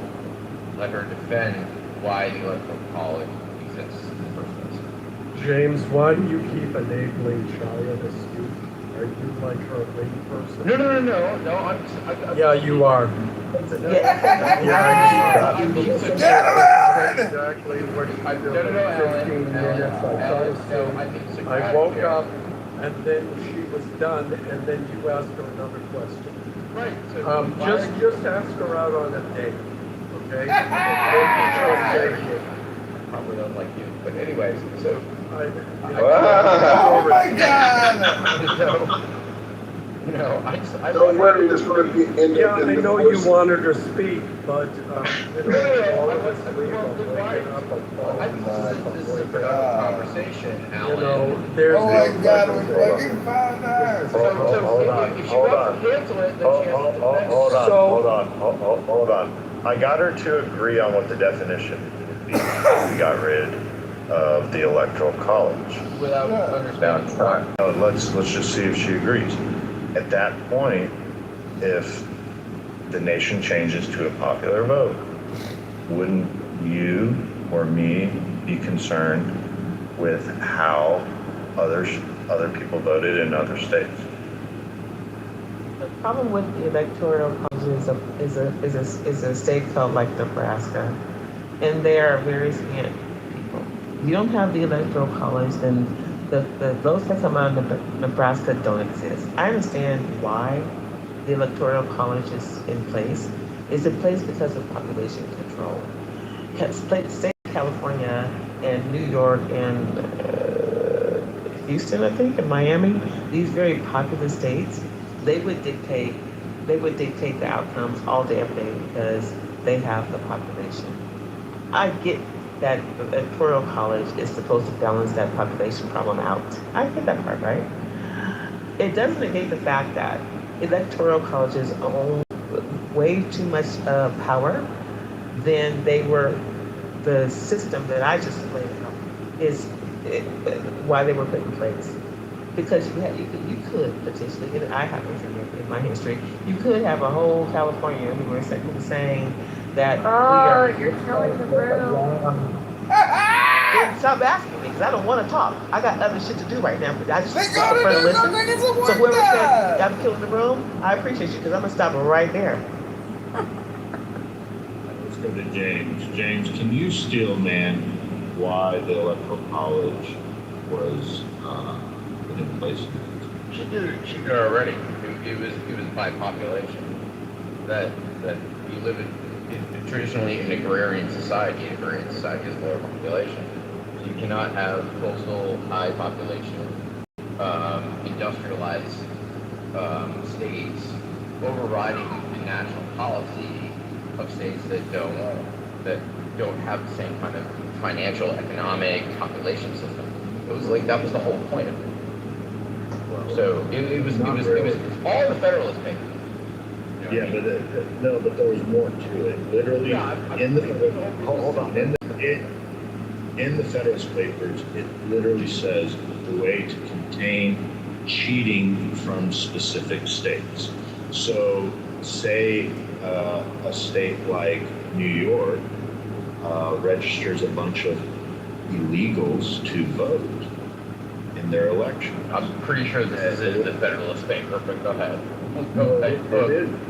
No, it is used as a regulation against states from cheating. That is in the Federalist Paper. You're not familiar with that, Jim? That I don't think that was in there, but I'll believe you. So go ahead. So it's intended to put a cap on states because you have to think at that period of time each state had the right of how they were going to choose their election. Okay, yeah, I follow you now. Technically speaking, a state does not have to have a popular vote for their state, right? A state could decide, hey, we're only going to allow our state legislature to choose. This is what happened in Jersey. Yeah, well, that's just how the history of our country is. So it was left for each state to determine who they were going to vote for the president, and that would be a way to regulate and not allow a state to run away with the power. I mean, yes, today you look at it as population because we all just kind of accept that the popular vote in my state is how we elect the president. Technically, it wasn't intended that way from the first place. It was just left up to the determinations of states. Now, they've tricked us all into believing that the collection of votes of my state is what selects the electoral college slate for the state, but it's not. It's still the state legislature. Like, the state legislature is still what appoints the slate. The job is to certify votes. The only job. It's regulation. So the only job. They're not swaying anything.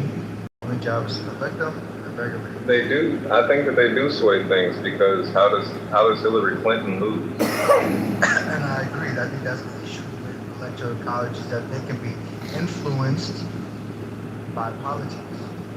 That's a problem. So I agree. But the main focus in the very beginning, the original question, all that was to regulate and certify votes. How they're being bought out is the crux of my problem. I appreciate the population leveling is when they can be bought out despite what their state, how they have their state votes is the crux for me. So we need to get rid of it because they're also bought. Fine, I'm tired. Politicians, let's see, mega corporations, people with influence who pay the highest taxes to that municipality. Sitting politicians cannot be part of the electoral college slate. Influence.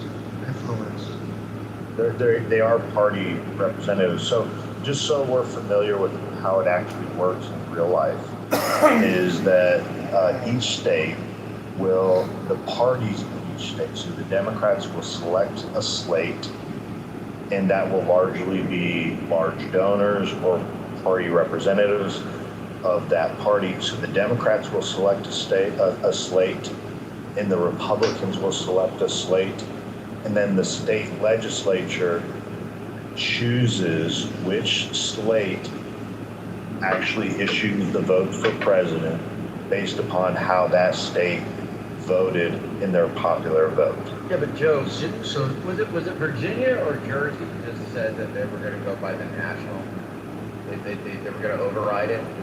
Like there's a movement that they have largely. I mean, I want to say it's about 20 states that have said our state legislature will select the slate based upon how their vote goes. Now, it's a way to circumvent the electoral college by keeping in place the current form of the electoral college, but instructing the state legislatures to appoint the slate of electors from either party, Democrat or Republican, based upon the popular vote. So, Joe, you're saying that they can't be influenced? The national popular vote. Well, there's about 20 states that have signed on to it. However, they're not going to do it until they have enough states signed on board. So they need enough that reaches over 270. So they're withdrawing, moving forward with doing that until enough states do it. And I think you need like 32 states or something to get on board to do this. They can pass state legislature that says rather than the popular vote of your state choosing or instructing the legislature of which slate to choose, then it would be the national vote that tells the legislature which slate to choose. Are people understanding this, or am I just too deep in the weeds? No, you're making sense. Okay, cool. Yeah, okay, cool. I want to make sure I don't want to get like, I don't want to drain people out. So that's technically exactly how it works.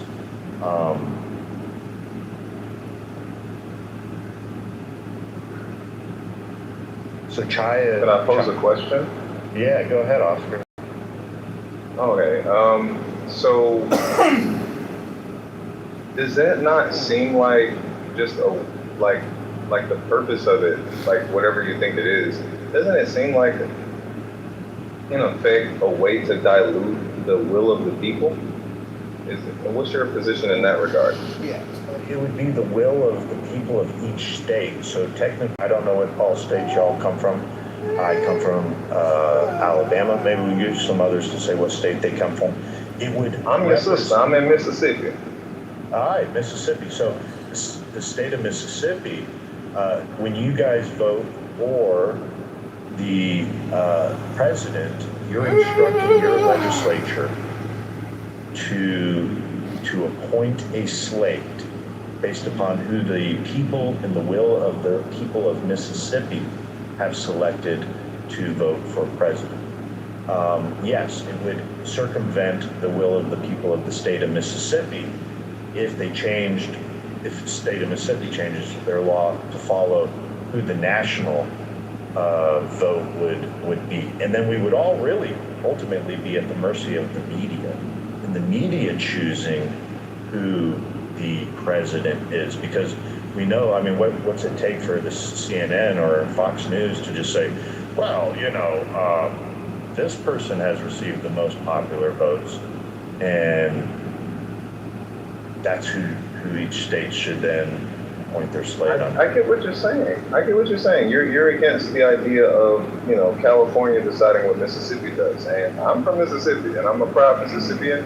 And one thing about Mississippi, like, we didn't get rid of prohibition until a few years ago. So, like, we do our own thing. So I totally kind of understand that perspective on things. But I'm just like, I don't know, bro. Like, how do we get a situation where we elect Clinton, but we got Trump? You know what I mean? Like, how would you diagnose that situation as far as, like, what everybody wanted was this thing, but then we got this thing? I think you're making an assumption that people actually wanted her. I didn't want her. Okay, just to be clear. Hold on, I'm just saying, go ahead. To answer your question, the point is if we went to a pure popular vote, then the vote for president will always be decided by the large cities. Bro, no. Just to be clear, I understand that. But see, Joe seems to know more. Like, he seems to know in the weeds of everything. And so I'm asking, like, what's his, like, prognosis on exactly why it is that, you know, overwhelmingly the country can, like, lean a particular direction, but then we still, for some reason, end up in a situation where someone's president that didn't get the most votes. You know, that's all I'm saying. I'm saying, like, what specifically, I mean, I don't know if he knows the specifics of the 2016 election or the 2020 election or what have you. And I would wonder, like, do you believe that the 2020 election was stolen? So, Joe, kind of speak to that, man, like, because you seem like you know a lot, like the details and stuff, and I don't, so I'm just listening. We have to talk about that. I don't know if the percentage split was as large as you think. So Hillary Clinton received 48.2% of the vote. She got 65.8 million votes. Donald Trump received 46.1% of the votes. He received 62.9 million votes. So we're looking at just shy of 3 million votes that separate the two. So at 2% of the country. So I don't think it was like as wide as they make it out. And when you look at the state of California, there are more registered Republicans, 4 million registered Republicans in the state of California than the entire population of Alabama. So when you have this disparity in different states' populations, I mean, clearly California could have an additional 2 million, 3 million, 4 million votes, it can certainly water down the influence of many other states, not just Alabama, but lots of states. They would have the influence over, you know, and if we don't have any way to regulate how California does it. So the point I'm making is like, hey, sure, to respond to kind of how Chai was saying, sure, if we go ahead and go with a popular vote, then I want to be able to have an influence in say in who gets to register in California's election system. Right. You know, that's just rational. So I have two questions. The first one is there any evidence of actual illegal people voting? Illegal immigrants, that is, voting? Like, is there any kind of, like, data in that regard? And the second question, one moment, and the second question would be, how would you feel about ranked choice voting? But that first one, I'm very interested in. That's hold on. So here just recently, James O'Keefe last week released videos. He was in Minnesota because Minnesota had their primary last Tuesday, and they can register people based upon a voucher system. So if me and you live in the same zip code or district, voting district, if we were in Minnesota, I could say, hey, I'm vouching for Oscar. I know he's not registered, but I can vouch and say Oscar lives in this district, and I am the ID for Oscar. And Oscar, you can come along and vote. So some states have very loose regulations on how they register people to vote. That leads people to certainly believe that, yeah, there's cheating going on. So just to be clear, so you're saying specifically in Minnesota, this covered from James O'Keefe, and if you could like post a link or anything, anybody who has access to this coverage, post something in like the thing so I can kind of look it up. But so you're saying that in Minnesota, it's possible for someone to vouch for someone to register to vote, and that come through as an actual registration. You know what I mean? Like that, does that actually, does the person, you know, because eventually, the day of the vote, the day of the election, someone can go into the poll and say, hey, my friend, even though they're not registered, I can vouch for them, and they can come along and vote. And up to 8 people are allowed, you're allowed to bring 8 people unregistered to the poll to go and vote. Yeah, this is Minnesota law. So I'll post all that for you right now. I'll give you a bunch of different links on that. So the idea that if we eliminate the Electoral College doesn't eliminate the problem. The Electoral College doesn't regulate that problem. It doesn't do that. It just collects the goddamn votes and decides whether they're going to be paid enough to do something different from what their state is suggesting. They have nothing to do with security of votes any more than anybody has a stronghold over my black ass going to any federal building and giving them all of my personal credentials and not expecting that my personal credentials are not safeguarded by scammers, money launderers, anybody who can do some nefarious things with my personal information. When I go into a federal building, I feel it might be the wrong thing to feel, but I feel a security that the American government, even though they are protecting the American citizens from outside sources who are not American, they are also securing my black ass and your white ass from nefarious people within the country.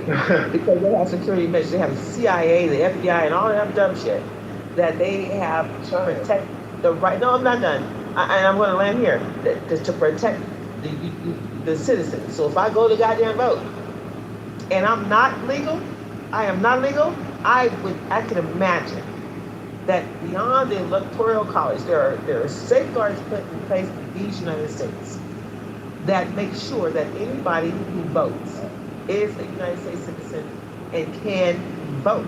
That's that is one problem. The security of the voting pool and the ability for people who are not U.S. citizens to also vote. That is not an electoral college person problem. That's a national security fucking problem. And so let's not mix those two together, because in this conversation we're mixing those two shits together. Because the people we elect to the electoral college don't have the power to decide what security measures we put in place to make sure that people who are not American citizens cannot fucking vote. Those are two different fucking things. And the fact that we are blending them in some kind of fucking way is weird to me in this conversation. So thank you. We explained. No, Shia. Blending them. But to answer You got to blend them. Go ahead, bro. The reason why I need to speak out this is because,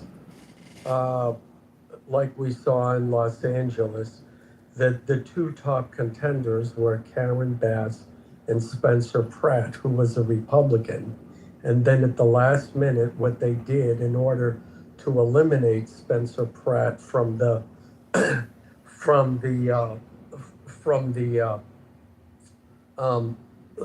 primaries is they paid a bunch of homeless people in Los Angeles on Skid Row. They paid them $1 a piece to vote for the third place, some Indian woman, I forget her name. And miraculously, in the middle of the night, she gained all these votes and advanced to second place in a district that, and she got something like 95% of the votes, which is statistically impossible. So, and you're seeing a lot of that where in the middle of the night, all of a sudden some person surges ahead with an unrealistic and statistically impossible share of the votes. So that's why this ranked choice voting, they're just using it now to eliminate Republican candidates. At least that's what they're doing in California. So I don't agree with it. I think each party should have its primary, and then the two winners of the primary go against each other. Yeah, ranked choice voting is is a proxy. Well, hold on, one thing. I promise you, my vote can be sold. If you want to knock on my goddamn door, give me, I don't know, what's my price? $700,000. There it is. $700,000. You knock on my goddamn door, I will vote the way the whole fuck you want me to vote. That's okay, Shan, you a sellout. Okay, all right. Let somebody else. No, just Yeah, and unfortunately, it's like a lot less money for that. Actually, I think it was like what, $6,800 for 10,000 votes was the going rate. Okay. So okay, all right. Oscar, go ahead. Go ahead. Okay. So, first and foremost, Spencer Pratt is a complete idiot. He's a washed-up reality star who knew absolutely nothing about politics. Ad hominems, bro. Ad hominems. And he was winning the this though. I'm sorry. Did something that I say lead you to believe that it was determined? So I'm responding. No, by the way, no. That is not a question. I know that your education system may have failed you. Okay. Let him cook. I know that you may or may not, be experiencing early onset dementia, but I'm going to need you to understand that unless a question has been asked while a speaker is talking, that is not a time for your geriatric ass to go. Let him finish. Let's not. Let him finish. Let him just because I still have smoke for people. Let's not. You said you were going to find me and rape. Let's not. No, nobody wants to fuck your old ginkgo below the habit ass. I got to get control of the room. Listen, I've put the post up here. Here's the link. James O'Keefe dressing up in Muslim garb, bringing a transgender, a Muslim, or a person portraying themselves as a transgender Muslim dressed up in a burqa, vouching for them to be able to register to vote on primary day. That look, Minnesota has a very loose registration process. Did anybody vote? Did they go ahead and try to vote? Well, you'll have to watch the video. I'm gonna watch it. Yeah, you're going to have to watch the video. However, the idea is to display how loose their registration system is, and this is just one small microcosm of other states. They tend to be very blue states that are just open for anybody to be able to vote. But look, we're going to give JJ a time to respond. JJ, we're talking about the Electoral College, how Democrat states are very loose in their registration requirements and also voting process. If you'd like to chime in on that.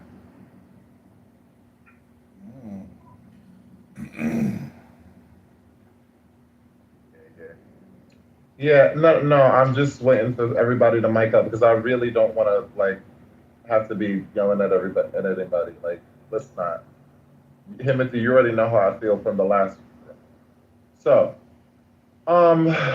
yeah. So, yeah, we need to get shit in order. If I'm definitely for that because I believe that election integrity is important. You know, I don't like people lying and fear mongering about it like Trump, but I do understand that shit needs to be tightened up.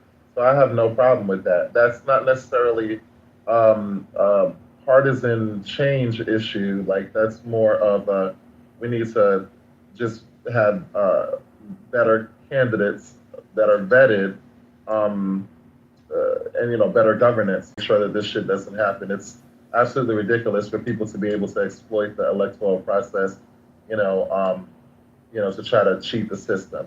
Like I was saying before, Spencer Pratt is a joke, and that's why he lost. I think it was trash or Republican that Trump tried to step in and bitch about his loss, but that's what Trump does. Anyway, this shit that at the top of the screen, I think it's absolutely disgusting. But again, I don't think it has anything to do with the actual transgender community. I think it has to do with people trying to game the system, which I'm totally against. The last thing I wanted to say is to what you said, Joe. This is my thing with the Electoral College, right? I think that I reject the notion that every state has the same value. I reject the notion that every state needs the same voice. I think it's really problematic when we live in a democracy. You know, I know people like to call it constitutional republic, whatever, conservatives say that's fine. But at the end of the day, when people vote, their vote should be worth just as much as the next vote. And it's actually not when we're basically allowing, teeny weeny states in the middle of the country to have the same kind of voting power as New York, California, Texas, like the bigger states. I'm just sorry. It's like if you live in a smaller state, for the most part, you probably don't add as much value to the country as the bigger states, and I don't think that you should have the same voting power. But that's my opinion. Clarifying question.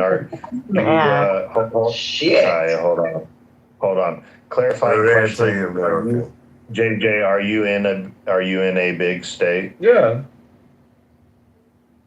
I'm in NYC. Like I say that all the time. Okay, cool. So you essentially you're arguing to give more power to your state, right? Well, just to be clear. Well, to be clear, yes. But even if I lived somewhere else, I think I would maintain the same position because one person. My point is, one person should have the same amount of voting power as the next person, regardless. Seems like you have something to gain from it. Bro, okay. Can I ask him a question? Can I please ask him a question? Yeah, I was going to ask him a question. What's the name of the country? Oscar and then Alan. Go ahead, Oscar. Okay, I appreciate you so much. So Jay, bro, now I don't know, bro. You sound like you're African American. I don't know if you're African American. Okay, so like, bro, imagine. Shia, you don't know me personally. Like, please don't speak on me because I will derail this fucking room. You already said some bullshit early in another room. Don't do that, Shia. He's not African. Don't do that. Don't do that. You don't know me. Hey, look, bro. If he's mixed or something, that's fine. Okay, but I'm saying you identify with that. But I'm saying, bro, if it was majority rule, bro, imagine a world where all of the white people just decided they hate niggas like out of nowhere. You know what I'm saying? Like, wouldn't that be a bad thing? I know you would probably say that that's to happen with Trump, but I'm just saying, like, you know, like if majority really ruled, wouldn't that make the minorities a problem? Like, you know what I'm saying? Like, what do you think in that regard? I think that one, you hit it on the nail already without even maybe intending to, because we already have that. The majority does rule, at least in the voting power. I think that Democrats and sane people and moderates and what do you call it? What's the other independents need to galvanize and actually put I'll say this, non-Republicans back into office, because there's a way this shit is going down right now is very, very problematic, and I think that the country needs a brief. For whom? Who's it problematic for? It's problematic for anybody who's black or brown. It's problematic if you got an accent. It's problematic if you don't have a passport, which literally millions of Americans don't, and you want to vote. It's problematic for people who are just trying to buy gas and groceries at a normal rate. Okay. What is? How are you gonna tell me as a white woman who I can speak for in the black community? That shit is weird. Me as a person, I only can speak for myself. Okay, but what? No. I was asked a question and I getting a answered. passport. What systemic barrier is keeping you from getting a passport? No. Money first off. But Child, he doesn't here, need you to cape for him. Girl, baby girl. All right, so let's get this back. Yeah. Wow. Yeah. I said. See, the I thing said is, after Oscar, Alan. Yeah, go ahead, Alan. we are in the current moment. There are people who feel like they don't like the state of the government. They don't like who's running the government. And they know that if they went to a simple majority voting system, that they would gain an advantage, and it would be very difficult then for another party to gain access to the White House. But this is exactly what the founding fathers sought to prevent, and which is exactly why they put in the Electoral College, because democracies always fail. Mob rule always fails. And Oscar's example was the perfect example of that. If white people, first of all, white people are not by and large racist against black people, even though there are those who would like to portray that they are, et cetera. But if we decided, gee whiz, we're tired of black people and we want to do something about it, then the majority rule would enable that to happen. So the people who are advocating for a popular vote only system are doing it because in the moment they feel like they would gain an advantage, not realizing that it would in the end be their demise. And that again, our founding fathers understood this, and this is why we have the system we have. It's not called the United People of America, it's called the United States of America. So our system is founded around a state identity, not a city identity, not a party identity, United States. We each have diverse and inclusive states. I love how he gets to talk in this cadence and nobody interrupts him. But when I talk and I talk fast, I get interrupted. It's really weird. Well, that's okay, Jay. No, it's not okay. That wasn't for you to comment. I'm just making an observation. I'm just an observation. Right, and I interrupted Because he literally you talks before. like he's slow, Then and it's okay. the last submission you made, Oh, I man, didn't come on. interrupt you. You were right, but I will land with this. Each state brings a diverse, unique, and inclusive contribution to our country. And wouldn't it be terrible if that diversity was destroyed because of the popular vote?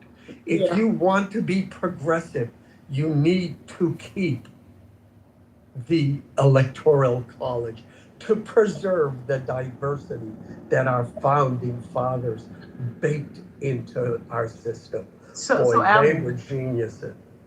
so Alan, these are the United States, and there's no visa requirement or no passport requirement for Americans to move from state to state. It's fluid.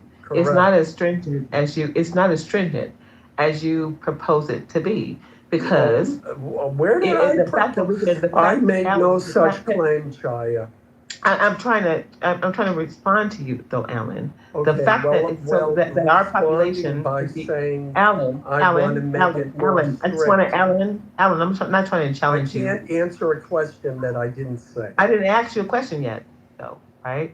Well, so the you're idea, starting with a premise I didn't make. I am starting with. Can you let me give my premise? So the idea that the populations in the United States is fluid, and this concept of we're the United States and we separate the states, we're fluid, and so a lot of us will move away from Nebraska, and we'll move to Chicago, or we'll move to DC, and then we'll kind of all go to Washington State, or go to California, or go to Texas. We're still American citizens, regardless of where we move, because when we use states as a thing in the United States, and we don't have to have passports or shit to go from one state to another state, means that we're a united people, not necessarily United States. We are united. We are American. They name it the United People of America. And the right that has been given to us is that we are able to move from state to state and not have an allegiance to any fucking state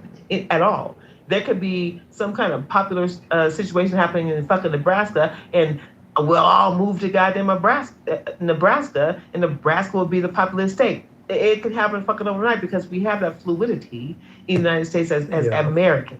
And I think what's more important. What are you saying?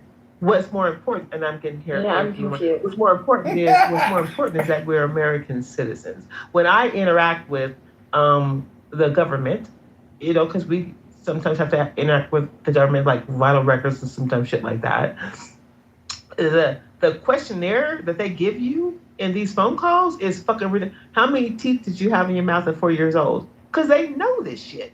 And where were you when you were 12? I've never been asked Yeah, that. they know this shit. No, come on. Are you against diversity? Can I finish? I want to finish this Equity and without inclusion. interruption. Thank you very much, because I let you finish, Go Alan. ahead. And I What what I don't want to do. What I did not do is disrespect you in the way that you spoke, because I respect your. I respect the way you present your. Jamie just made a submission about you speaking uninterrupted, and you're interrupting other people. Right. So Alan, I didn't interrupt you, and the people who criticize you, the way you present, you speak slowly and methodically, and I respect that. Respect me at the same time. The idea that I can when I interact with government entities, that they ask me some strange shit. When they ask me some strange shit to validate myself, ask my Social Security, ask my father, ask my mother, ask where I was at this particular time and date, and ask when I was this particular fucking time and date, I feel like naked by the time I get through this security man. I feel fucking naked, because you know more about me than I think I know about my goddamn self. And so the idea that you can do that shit with me to validate who I am as an American fucking citizen, and at the same time you have people who are voting who are not American citizens, I have no choice to believe that people who are not American citizens who are voting, someone's allowing that shit because of the scrutiny that I get from the American the systems, the agencies I interact with, that they know too fucking much about me. I didn't even fucking remember about my goddamn self. Damn, girl, stop cussing so much. Shit. God Damn. You cannot tell me. I like how You you cannot said tell me. shit. Come on, y'all, because come on. You cannot tell me that the American government has a hard time recognizing an American citizen. American. Hold on, Chai, why are you diverting the conversation so much? We're talking about elections. What are you talking about? I'm talking about the security over the elections. Did you not follow me? No. Security. Yeah, I understood what you were saying. You're basically saying you go through so much that you are shocked to know that there are illegals voting. Now someone has to talk for me. No. I was trying to show that I understood. I stayed in the vein of the conversation. You asked a question. You said, "Are you guys not following me?" And then Oscar was responding to you. Why? Yeah, I was just saying. I understood what you were saying. Why? Hold on, I wasn't following you. I would like Oscar to translate them. Yeah, like she would. I think I'm mansplaining, and this is bad. But like just to be clear, Chai, I don't think I speak for you or anything like that. It's just that I was literally like for real responding to what you were saying. Like, do y'all follow me? But I followed you. Like that's what I wanted to respond with earlier when you first made this. Because you were saying that earlier. Yeah. Thank you, Oscar. Yeah, like you were saying that earlier, basically, and that's why I posed that question to Joe. Is like, how is it that like are illegals actually voting? Like, is that like, of course you can run whatever, but like when it comes down to it, like, do they actually like does a vote get cast? Because I'm skeptical because like what you said with all the security measures and such, and I work in fraud as far as like credit cards and banks and stuff, so I see all of those questions that you get annoyed by. I'm one of the people that has to ask them. And so it's just it's like, yeah, like how on earth is that happening? Is that really happening? So I understand your skepticism, and I didn't mean to be your translator. Like I didn't mean to. I'm not trying to insult you or none of that. Like I just was saying, like I understood what you were saying. For real. Thank you, Oscar.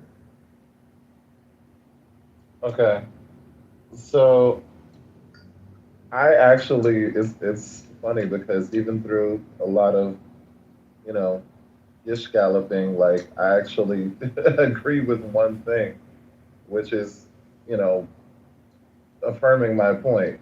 Like I don't understand why, like in the same way that like you were saying, Joe, like why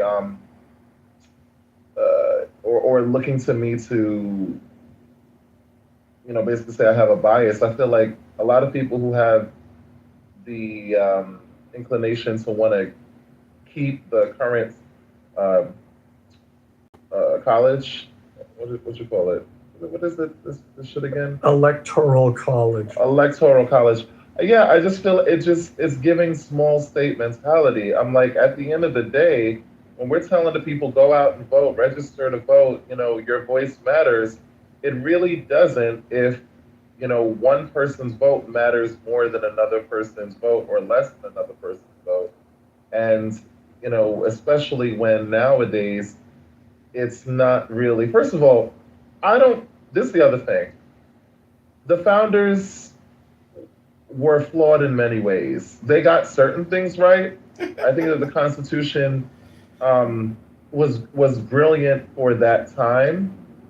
But we're not in that time. We've actually gotten to now the time is updated and it's stupid. The documented, like the fallout from, the history of this.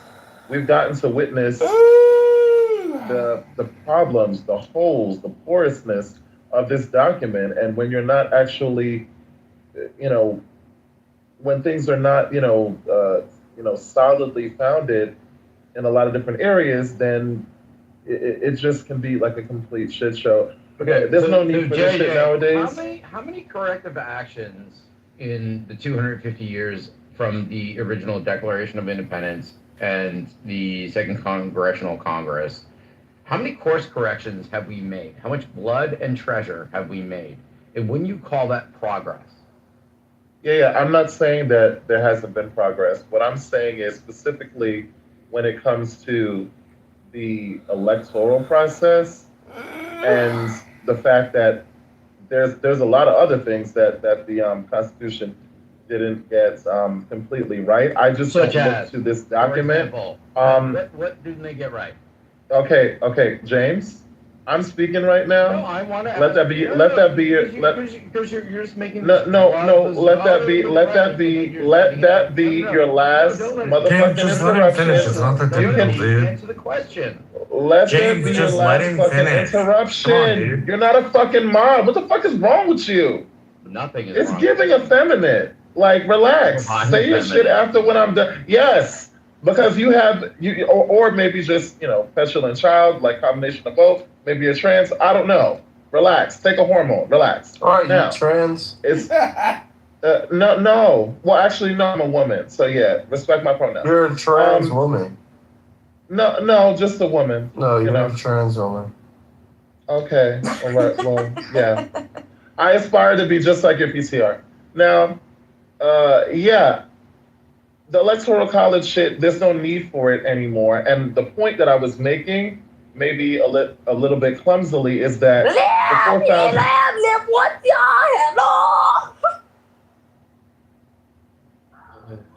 always during my fucking submission. Okay, is that, what do you call it? The Constitution is not perfect. The forefathers didn't get everything right, so I don't look at them as the be-all and end-all to basically say, oh, well, we can't change any of this shit.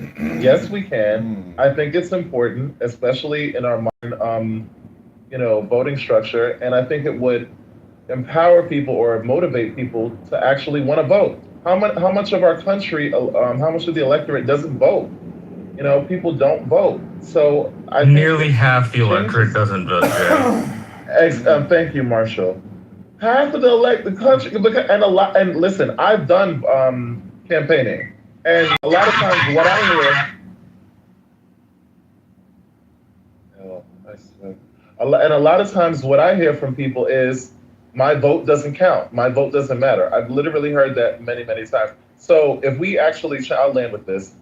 Since apparently every time I speak, like, people have to get off their fucking mic and do weird shit, but y'all got it.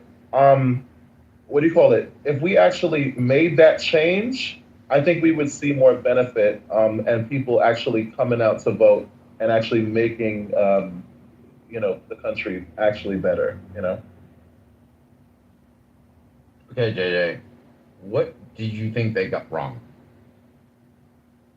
There's been about 15 course corrections that the United States has done since its inception nationally. Thank you. And as far as the electoral system goes, it wasn't just to give an equal voice to every state. It was to ensure against a populace, or more of having Congress have control of the presidency, which they shouldn't have. This is why we have 3 separate branches. They did not a Congress to be the ruling dictate over the entire nation, and particularly in times of the presidency, who is supposed to be also a check on balance of power. Also, they didn't want the president to just have a regional mandate. They wanted him to have a national mandate, which is why the electoral exists. And it's represented based on population by congressional votes, and then you get 2 for each senator, for a total of 4 extra votes out of there. Only 48 states give a national mandate to the winner takes all. Only 2 states, Nebraska and I think it's Maine, split their votes. Yeah, it's Nebraska and Maine. They do it proportionally. Yeah, so I mean, the electoral system works just fine to make sure that the president is president of a nation and not just New York or California. Those that wish for it are obviously operating from a urban area in a large state, and really don't have the idea of what people face, such as in the Midwest, which was Hillary's problem, or what people in the Northeast face, and differences to the South, or East to West. They're all a variety of different issues, and the reason we want a national mandate is so there is cohesiveness, not so that there is dissatisfaction. Otherwise, we would most assuredly have 50 countries rather than one nation. So thank you for that. But Jay, let me ask you, give me 1 second. What do you think that they got wrong? What would you like to change? What is the founding failure? What would you like to see changed?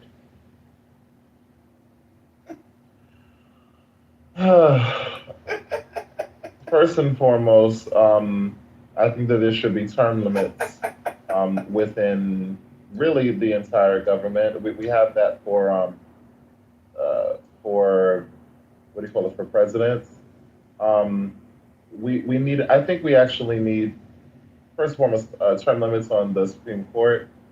I think that Why? Wait. we also Let me interrupt you for a second.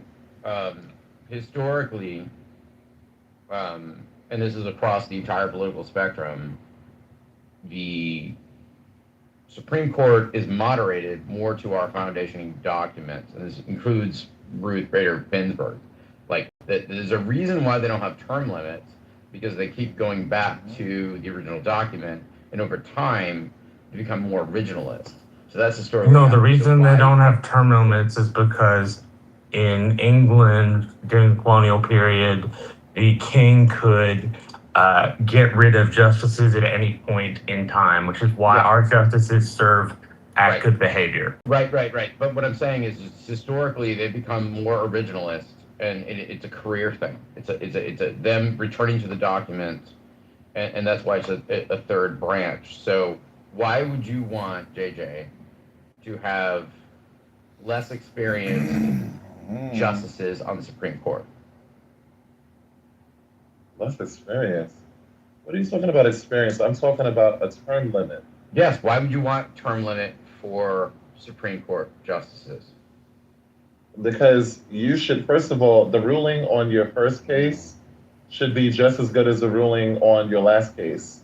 Like, I don't think these people, well, first and foremost, for me, the Supreme Court justices should already be judges who made rulings, who understand how rulings work, and who are able to stand by each and every ruling because there's such a significance of it. It's the highest court in the land.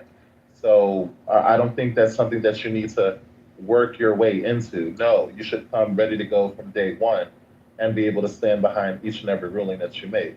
And if you can't do that, then that's a problem. And we're seeing some of that now. Well, so let me ask you this. Do you think someone at the age of 30 has the same viewpoint on the law and the understanding of the legal system and the foundation documents of the country as someone that is 50 years old, who has been sitting on the bench for 25 years? Look at this fucking retard. I think that you're making a you're trying to make a gotcha question, and it's not a gotcha question. I just want your opinion. No, because I'm saying that I personally don't believe, based on my experience and based on the things that I've witnessed and based on the stories that I hear, there are people who can sit on the bench for 20 years and not be doing shit, but farting and stinking up the bench. It doesn't mean necessarily that you're better simply because you have more experience. Like, that's not how the best works. I mean, we have a whole president who his whole campaign was, I'm an outsider, I don't have experience, and that was the appeal, right? So I just don't buy this whole thing about you need experience. Like, you need education, you need qualifications, but experience, no. Yeah, let me ask you, just give me a range. How old are you? No, I'm not 30s. Yeah, no, 30s. 30s. Okay, fair enough. Okay, and some perspective. Okay, so do you think that your worldview is different at the age of 30 than it was when you were 17? Oh yeah, of course. Okay. Do you think your worldview will be different from the age of 30 to when you're 50? That's a difficult question. Yeah, it is difficult. I have a question for that because I'm old. I'm the oldest person in the room. I doubt it. Oh God. I do have a question. We don't want to ask you anything. Yep. Okay, hold on. We're getting way off. We don't need to be asking people's age. All right, James, you challenged me saying that it wasn't in the Federalist Papers.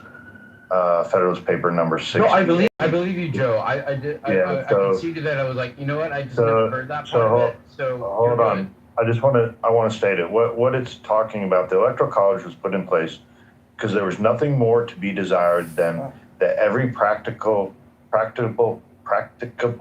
obstacle should be opposed to cabal, intrigue, and corruption.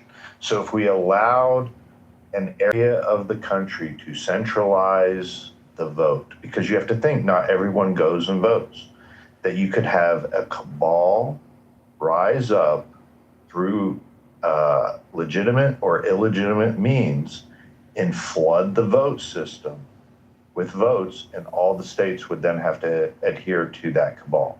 Yeah, and that was literally the reason why they put the electoral college in place. Yeah, it wasn't they were just picking territories. I mean, look at Montana. I mean, look at Montana. At the time of the writing, hold on. At the time of the writing of the Federalist Papers and the Constitution, Montana wasn't even I know. in their What I'm saying is that they already saw this, because you take like Utah. Utah was almost like its own Utah country. wasn't even a state. It wasn't even thought of. I know that. Utah doesn't come around till like 50 to 100 years later. What I'm saying is they foreshadowed this. No, they foreshadowed human behavior is what they looked at. Yeah. They saw how people are, at the desire of power, people are corrupt naturally, and they will do everything for power. And the reason the Electoral College exists is to restrain that desire of corruption. You and I are 100% in agreement on this one.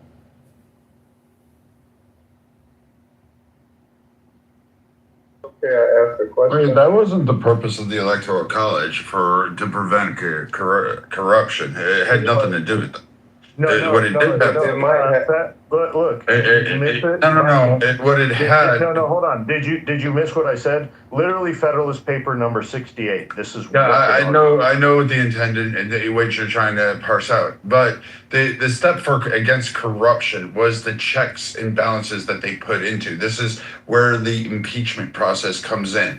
This is why you can have censure, why you can have various methodologies that exist within our governments to go ahead and do this, most particularly the impeachment. We can impeach a Supreme Court, we can impeach a president, we can impeach a lot of people, even at the president's discretion. Any appointee that is chosen or confirmed by the Senate, we can impeach. These are not just simple little things. The Electoral College was more of not necessarily corruption, but a prevention of regionality power, most particularly during slavery, to prevent southern states from overwhelming like states like Rhode Island, New Jersey, etc. This is where the Three-Fifths Compromise comes into play. This is where a lot of things start to come into play and start to fall down when they started to frame the Constitution.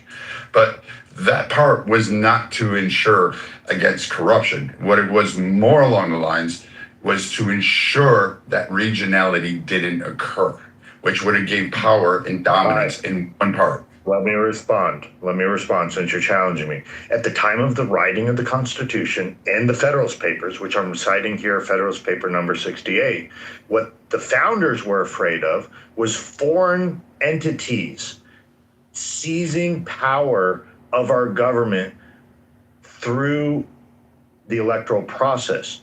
The reason the Electoral College was put in place was to prevent foreign powers in their attempts to seize our government through corruption. That's literally what Federalist Paper 68 talks about. I'm just saying, look, where's your source? I'm posting. But you both are correct, because I mean, if you're referencing Federalist Papers, I think it's like in the 70s when they talk about, you know, firmness and being like the permanent nature of like judicial, and you know, like having senatorial will resist any kind of majority overpower or like whim of the masses. And I mean, you're correct, Joe, and you're correct, Viking, that both of you note important parts of life. I honestly, I cannot understand why people are still arguing for a banana republic. I think it's just because they feel like they are in majority right now, and they're willing to concentrate the power and have tyranny of the masses. Okay. But what they don't realize is, you know, the whims of the faith are very fickle, and as soon as they are in minority and their rights not protected, they're going to be screaming for electoral college again. But isn't that what we actually have right now? Is that not what's going on right now? No, we do not have that. No, it's not. No, Listen, that's not. okay. Okay, I just have one question, please. I'm so sorry, JJ. It's just y'all had a whole back and forth. I just want to cheat a little bit. Give me a little bit of taste of this. Joe, I have a question.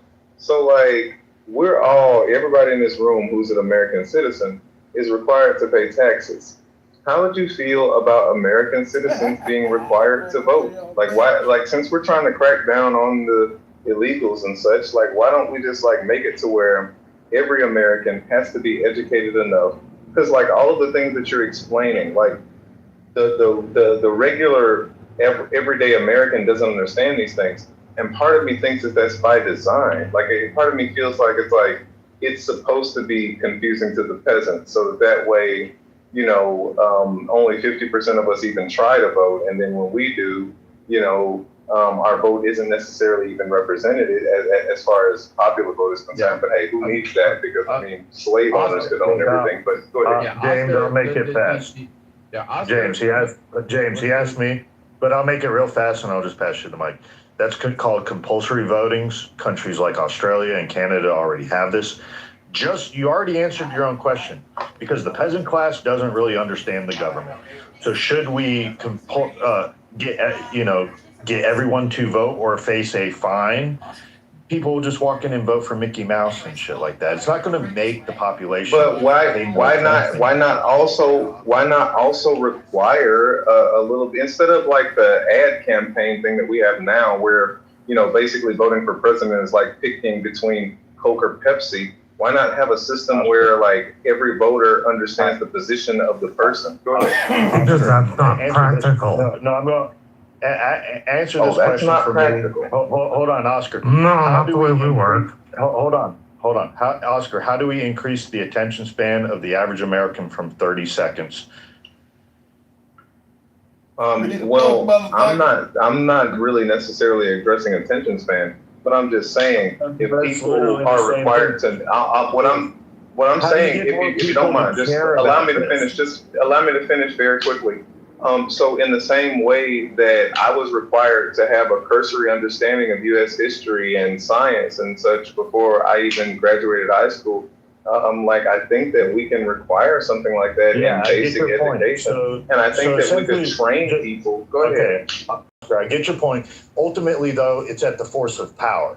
So at the end of the day, you're requiring the state to use power to enforce people to have to vote, rather than the knowledgeable people or the people that care about the system doing it on their own accord, doing it by their own will.